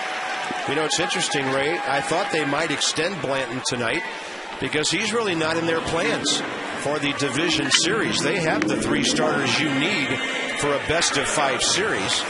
But if they make it to the LCS, they will need a 4th starter. And you would think Blanton would have the edge over Kyle Kendrick. Oh, no question about it. And he has a lot of playoff experience.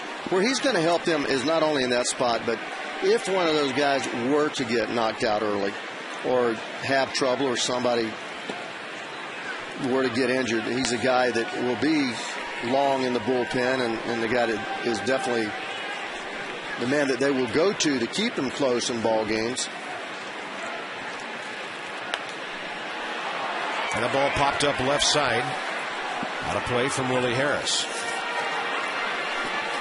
All right, it's Shane Victorino they've taken out of the game. That makes more sense. Mayberry's in center.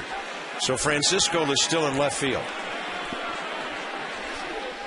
Blanton has pitched in 3 league championship series, in 2006 with Oakland and in 2008 and 2009 with the Phillies. Has 2 starts, pitched well in both starts, giving up 3 earned runs, going 5 and 6 innings.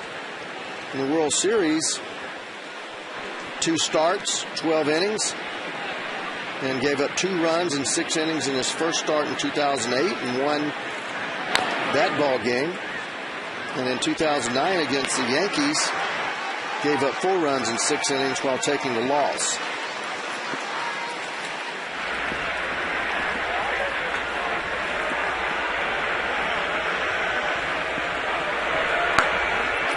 Chad Durbin, J.C. Romero, 2 of their frontline guys.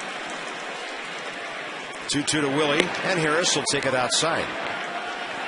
We had mentioned when we were in Citizens Bank Park, you look down through the statistics with the Phillies, how Charlie Manuel just gives 1 inning to each guy. I mean, there's not anybody in their staff that has gone many times more than 1 inning in their outings. There's not a whole lot of mystique about the way he managed. What he has to do to manage this ball club, and he admits that. Well, you know, I've said it for all night long. I haven't asked for the defense one time, because when I look up there, it doesn't matter who's hitting. Everybody's playing straight away. And I think there's a lot of merit to that. Well, it's the way the game's been played for 150 years. Yeah. He doesn't try to trick anybody. He knows he has talent. Willie Harris walks. 2 on, nobody out for the first time. Third walk by Joe Blanton tonight. Ramos coming up. And a reminder, place a deposit on 2 new 2011 season tickets, and you will get 2 free for next year. Go to nationals.com/2011 for more information. Come and join us at the ballpark next year. We think a lot of good things will be happening here. Ramos 0 for 1, strikeout and a walk. And now a fly ball to right that'll play easily for Dominic Brown.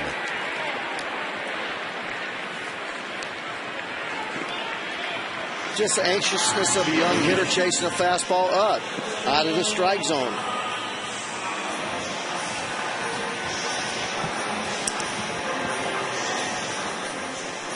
Got word that Jesus Flores starting to be more active, swinging the bat. It'd be nice to see him come back. You just wonder. Well, he'll have to go play in AAA for a while, I'm sure. But Ramos and Jesus, not a whole lot of difference in what they bring to the table. I don't know if Jesus is ever going to be able to throw the way he once did with that shoulder problem. Yeah, big question mark, isn't it?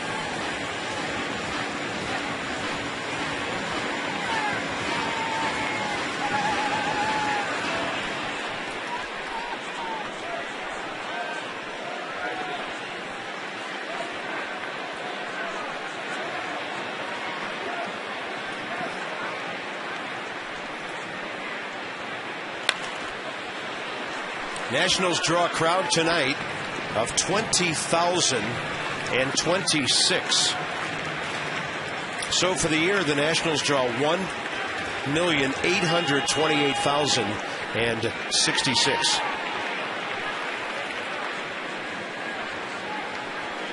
Well, from my standpoint, being out in the community this year, and Johnny and I out there on the set, from the letters that got from fans, a lot more attention and a lot more enthusiasm and excitement around the ball club this year.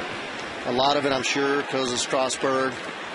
But there's people out there that see the improvement in this ball club, and not necessarily a bunch of retreads out there, but young, talented players trying to show their wares. Guys showing flashes of brilliance at times. Nationals average, by the way, for the season ends up at 22,569. And that's 14th in average of the 16 National League clubs. And all that'll change when the club starts winning. 2-2 to Gonzalez. And he skies one left side. Infield fly rule in effect for the second out, caught by Bocock. And it looks like Roger Bernardino will be batting for Colin Ballister. This copyrighted telecast presented by authority of the Washington Nationals and may not be reproduced or retransmitted in any form, and the accounts and descriptions of the game may not be disseminated without the express written consent of the Washington Nationals. So Colin Ballister, a scoreless 7th.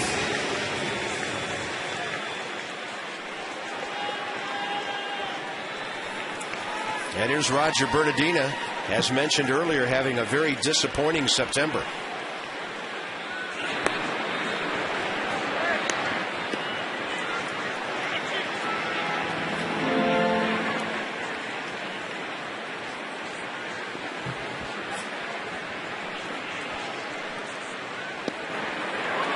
And Ray has noted on numerous times they're pulling the string on him a lot.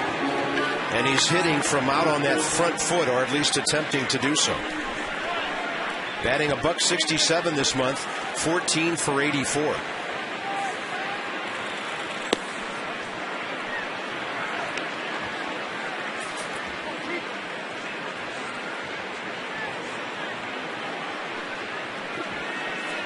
Joe Blanton trying to go 7 innings this year for the 10th time.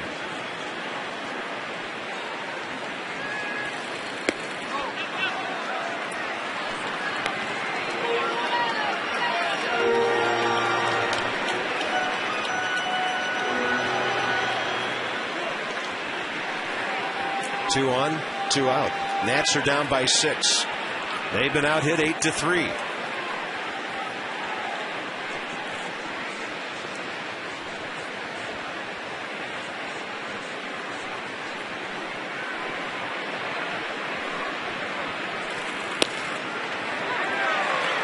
That's high in the zone on the inside corner. Good pitch to hit 3-1, though. Almost in his wheelhouse. Roger likes the ball a little middle in, about thigh high, and unusual for him to take that pitch.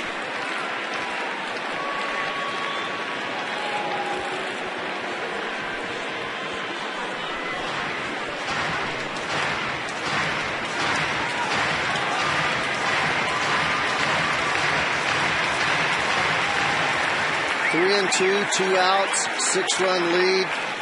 Will Joe Blanton throw a fastball here, go to that big hook, or the changeup? Fastball right down the middle. Not a good finish to the season for Roger. Still nice in D.C. tonight, but not much offense.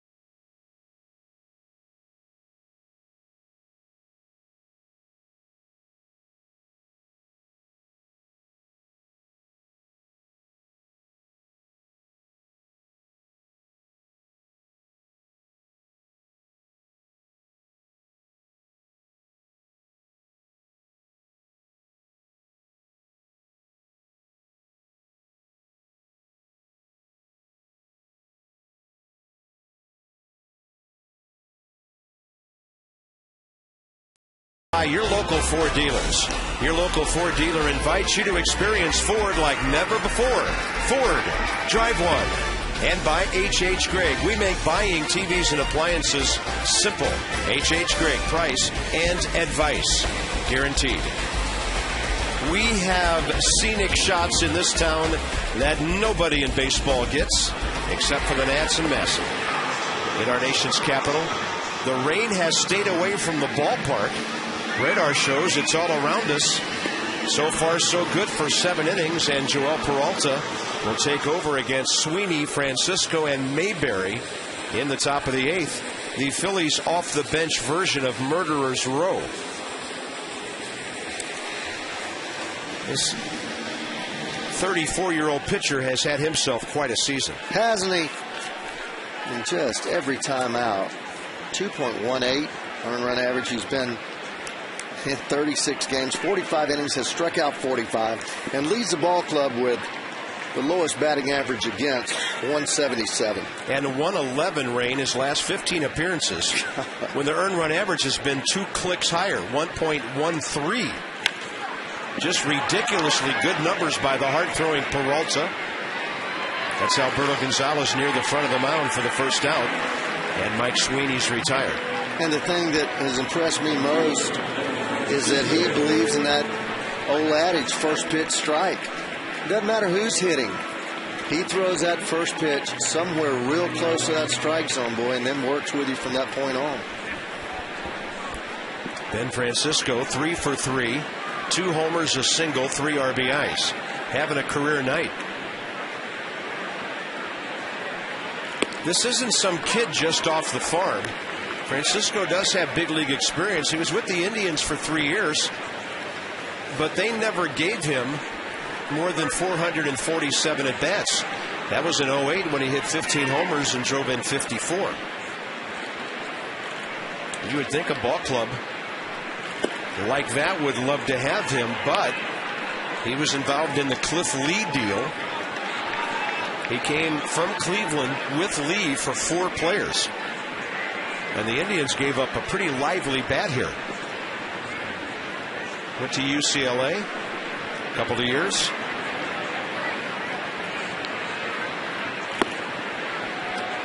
He's from Santa Ana, California, out of Servite High School. And that's a high school that has sent a couple of big leaguers on their way.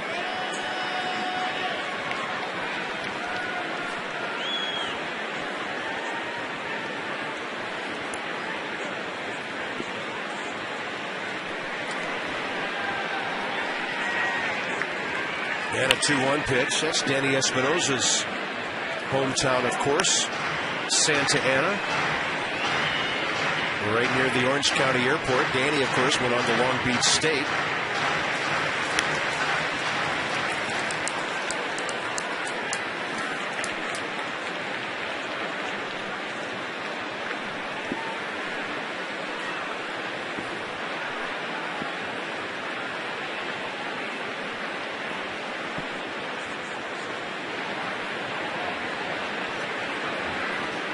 Chris Francisco may be saying to the Phillies, hey, not so fast about Sweeney being your right-handed bat off the bench in the playoffs. What about me?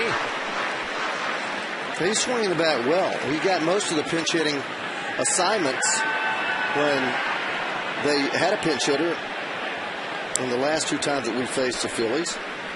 Yeah, 10 hits, 5 RBIs as a pinch hitter this year. Hits it sharply. Gonzalez picks it. Look at that gun. Well done for the second out, as Alberto Gonzalez, in Ryan Zimmerman's absence, continues to play brilliant defense. He's almost a perfect utility guy. He plays shortstop, second, third.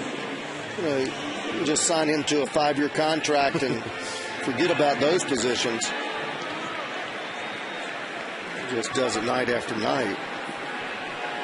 Bases empty, 2 outs, and here's John Mayberry.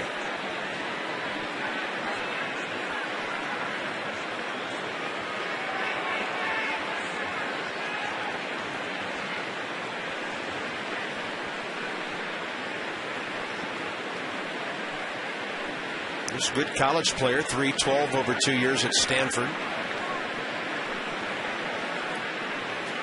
And that's a fastball on the outside corner. The bullpen, perfect again tonight, nearly. Batista gave up 1 hit. That erased in a double play.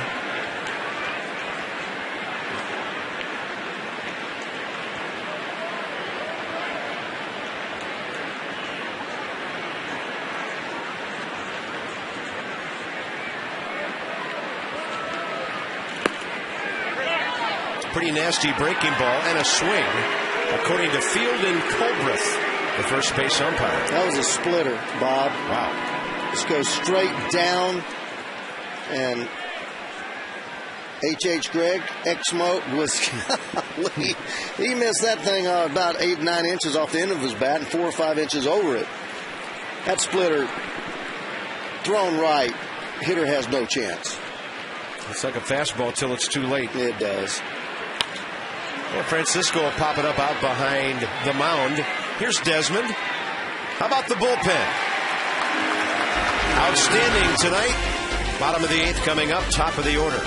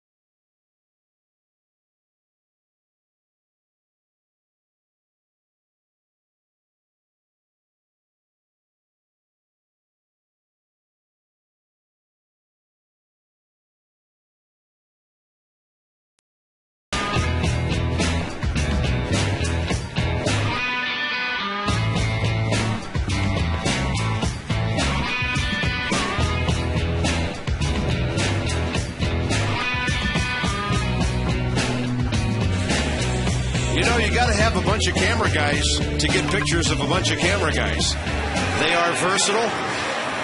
Bob and Ray back in the booth. And I want to tell you folks something about this guy next to me.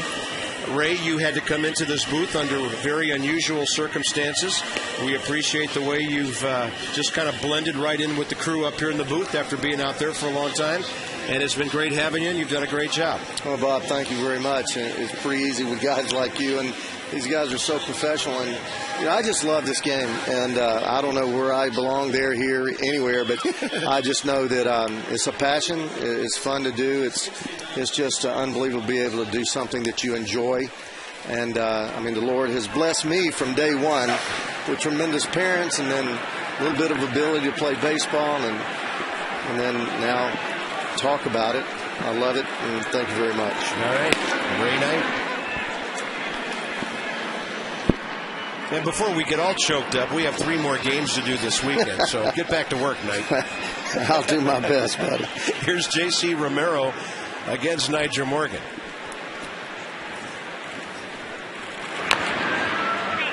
We do think we have the best crew in baseball in this ballpark, and that goes for the folks who work for the visiting teams that come in here as well. It takes a lot of people in a market like this to do great jobs for the home team telecast and for the visitors, and we talk to the other announcers. They have great things to say about our Washington and Maryland-based crews.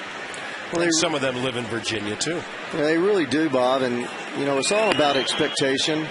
No different than a baseball team, a player, a manager, general manager, owner. With Chip Winfield doing these things and talking to us, there's an expectation that we try to be perfect, and they try to be perfect. And that's not going to happen, but, just in my short time here, he's been in my ear correcting me and trying to straighten me out sometimes, and it's not a negative, it's a positive. The demand of trying to do things right. So well, our fans deserve it. Our viewers deserve it. And Niger off to the races on a ground ball to the right side. Valdez had to hurry. A couple of other folks we want to say thank you. Our outstanding director of team travel, Rob McDonald from the Nationals, who we have more contact with probably than anybody else with the ball club. Media relations guys, John Dever, Bill Glovna, Mike Gazda, and their whole crews down there. And our guys down in the clubhouse, Mike Wallace, Javier, who jumps at the sound of his name on television. We love you guys down there, and we appreciate you very much. And, of course, Dan, who works down there with them and their whole staff. We just appreciate all these guys. All right, 1 out in the 8th inning. Romero gets a 1-batter appearance. Phillies using their pen. Here comes Ryan Madsen.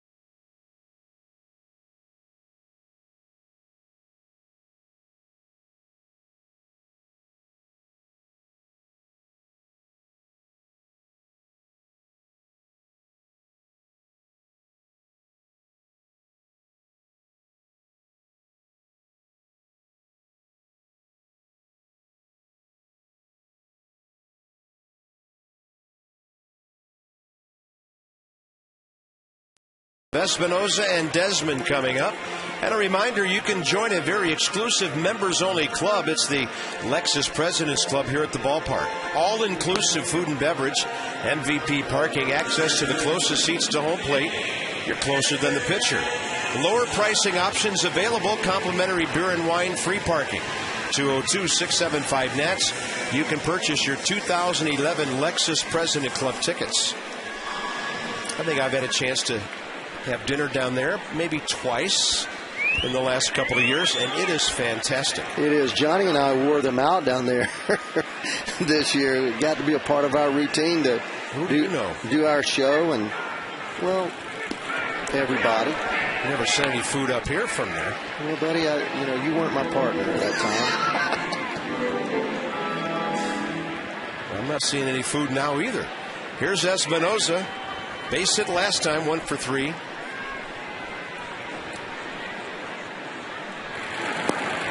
We were actually invited to come in there and rain delays and just make it our home. They were so kind to us. Very nice. Levy Restaurants. Great people. By the way, it's amazing. The rain has just completely circled around Washington tonight. It's off to the west, the north, and the northeast. And as far as we can tell, we haven't had one drop here after how horrible it looked all day and well into the evening. So the last home game of the season coming off without a hitch to this point. And Espinoza 1 for 3. Desmond to follow here in the 8th.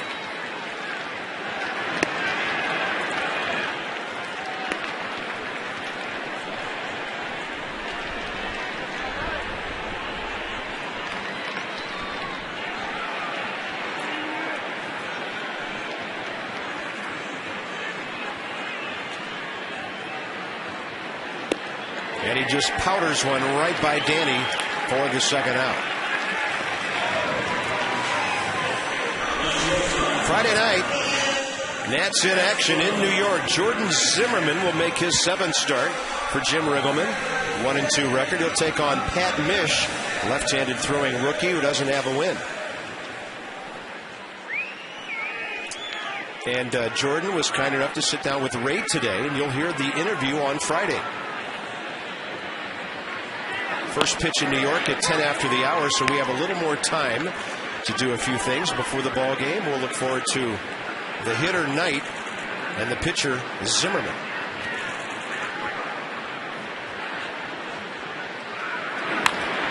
Desmond, slow roller, left side Dobbs. That's offense quiet tonight. We're going to the 9th. Phillies 7, Nationals 1.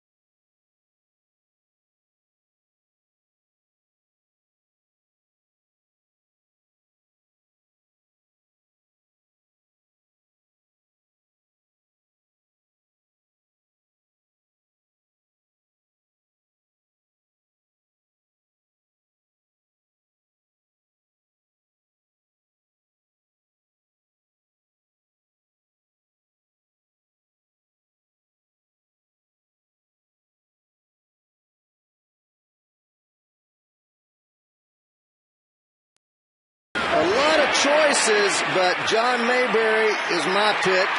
Because I played with his daddy and liked him a lot. I played with the Kansas City Royals all those years in spring training when they were at Fort Myers. And a man that loved the game, great passion, great power. And with 3 other home runs on the night, sometimes it's difficult to pick the drive of the game. It is. Doug Slayton's 46th appearance. By the way, over in the American League, interesting doings tonight. Yankees and Rays both clinched playoff spots last night. Tonight, they're both being shut out. The Yankees 4-0 in the 5th at Toronto, and the Rays at home 2-0 to Baltimore in the 9th inning. Tampa Bay's a half game ahead. Greg Dobbs will face Doug Slayton here in the 9th. Paul Hoover then the pitcher's spot. And I see Brad Lidge warming up. They're going to get him some work in the 9th.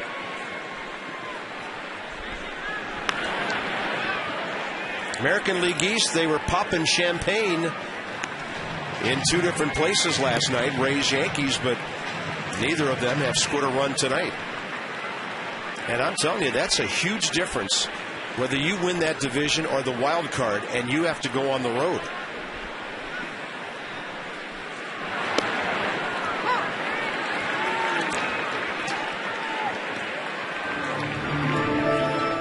Tampa Bay, this is rather odd too. Tampa Bay finishes the season at Kansas City. The Yankees finish at Boston. So obviously the Rays, you look at the schedule, you're like, wow, that's no contest. And Dobbs on a big breaking ball strikes out. But sometimes those teams that have nothing to play for can be pretty dangerous the last weekend of the season. Big curveball. Slayton, Dobbs didn't like the breaking ball. That's why he doesn't get to hit very much against left-handers. You're right, Bob. In a short series of Slayton here, anything can happen. And you see Kansas City struggling all year long. And you know what the Red Sox would like to do to the Yankees, don't you? Oh, yeah. Jason Worth. The Red Sox can actually finish with 90 wins and finish 3rd in the division, 7 games out. Worth didn't play last night. He had 3 hits and 4 RBIs here Monday with a home run. Paul Hoover tardy on that. I mentioned earlier Paul Hoover's an interesting story. Both of his parents are deaf. He is not hearing impaired. I didn't know that. Yeah, he is not hearing impaired. He's very adept at sign language, using that to communicate with his parents since a very early age. In Steubenville, Ohio. Born in Columbus. And as Ray mentioned, he's been around a long time, 34 years of age. Backup catcher.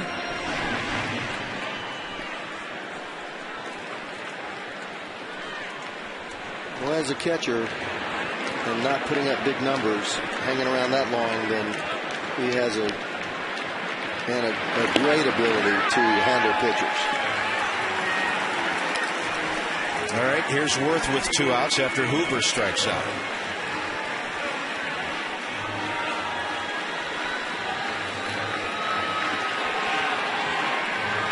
And he comes back with the curveball again right at the top of the strike zone. Looked like it was going to be high. The late bite just nipped the corner of the strike zone. And this late in the game, this late in the season, you better not be taking too many of those. And you're looking at a young man who will be very wealthy at this time a year from now. Not doing too bad right now, but he's about to take a huge step in his career on the free agent market. He may be the most coveted player out there.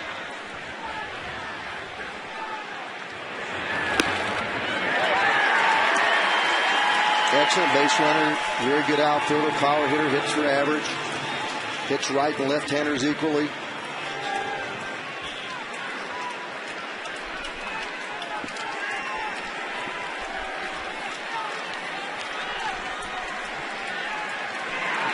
Two outside.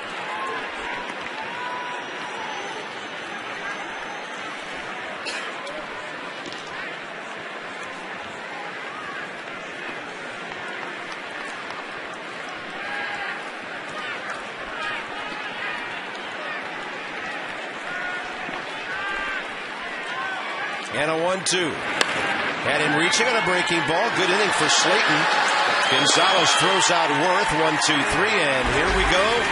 Bottom of the ninth inning. The Phillies lead 7-1. Dunn, Morrison, Harris, the do-ups.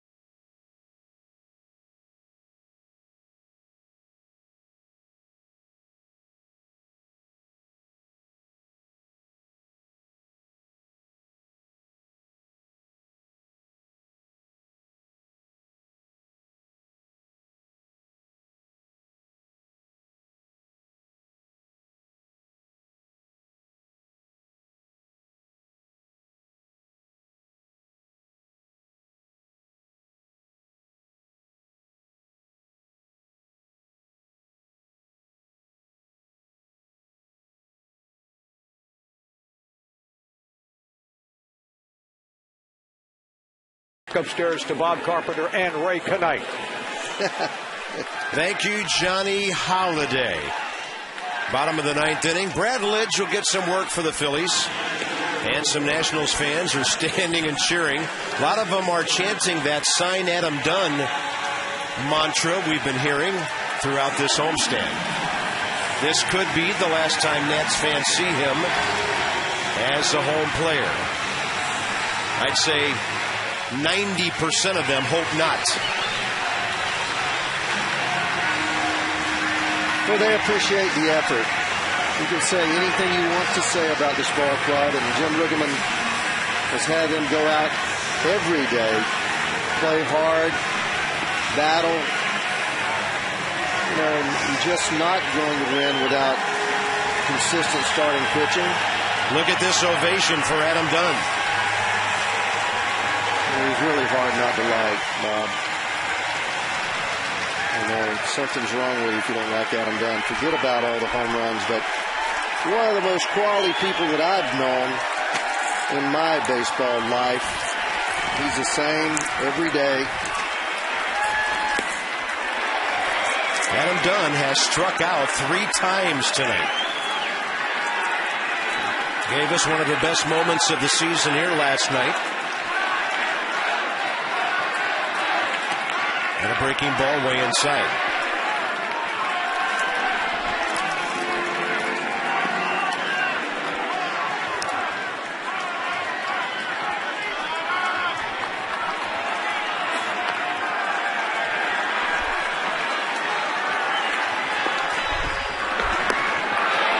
A lot of all-speed stuff from right-handers. I'd just like to say something so that if Adam doesn't come back, you have to be able to make sense of it. Everybody knows this is a big business, baseball. And the Nationals have spent a ton of money on young players that have been drafted and have signed those players.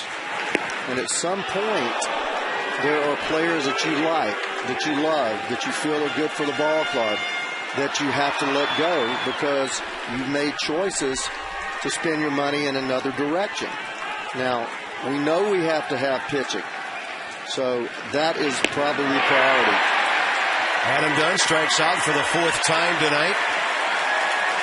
His supporters do not care. And it's going to take a lot of money to sign a frontline pitcher. There's not very many of them out there. So, but you have to have a solid defense. That is getting in place. You have to have a great bullpen. That is in place. You have young players coming. Bryce Harper, Burgess. just a lot of good players. Malone, Tyler Moore. Michael Morris with a foul. And the thing is, right here on this ball club, Morris, Willingham, either one of those guys can play first. Now, are they going to hit 40 home runs? No. But can you acquire another outfielder that may be able to be more of a line drive, contact, 80 to 95 RBI guy, play solid defense, improve your defense at first, and sign a number 1 pitcher or 2 pitcher? I mean, there's a possibility that can happen and make your ball club better. So it's not anything to do with Adam Dunn's production or the person he is. It's just a matter of budgeting. And I like the way the team has gone. It's spending the money on youth and developing within the organization. Johnny and Phil with Verizon Fios Nats Extra next for the final time from our ballpark this year. And it'll be Willie Harris with 2 outs in the 9th. Phillies will finish the season 12-6 against the Nationals. Now, believe it or not, that's an improvement for Washington over last year. Last year, the Phillies went 15-3 against the Nats.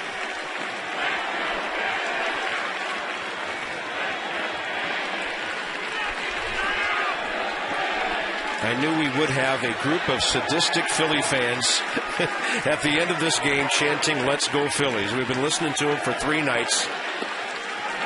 A crowd of 20,026 tonight. They're headed for postseason.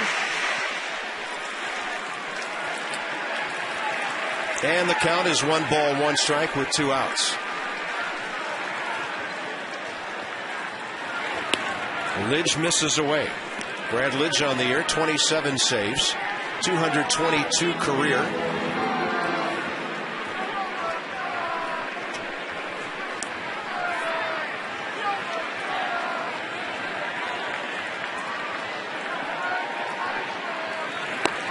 That's a strike. 2-2.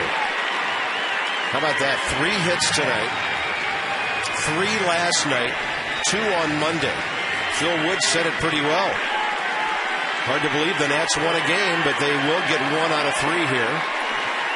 And they'll need 2 in New York to make it to 70. Willie Harris skies to center. Pretty well hit. And the home season is over. It is still a home season with a winning record of 41-40. Brad Lidge, a perfect night. Nationals not able to generate any offense against the Phillies in this series.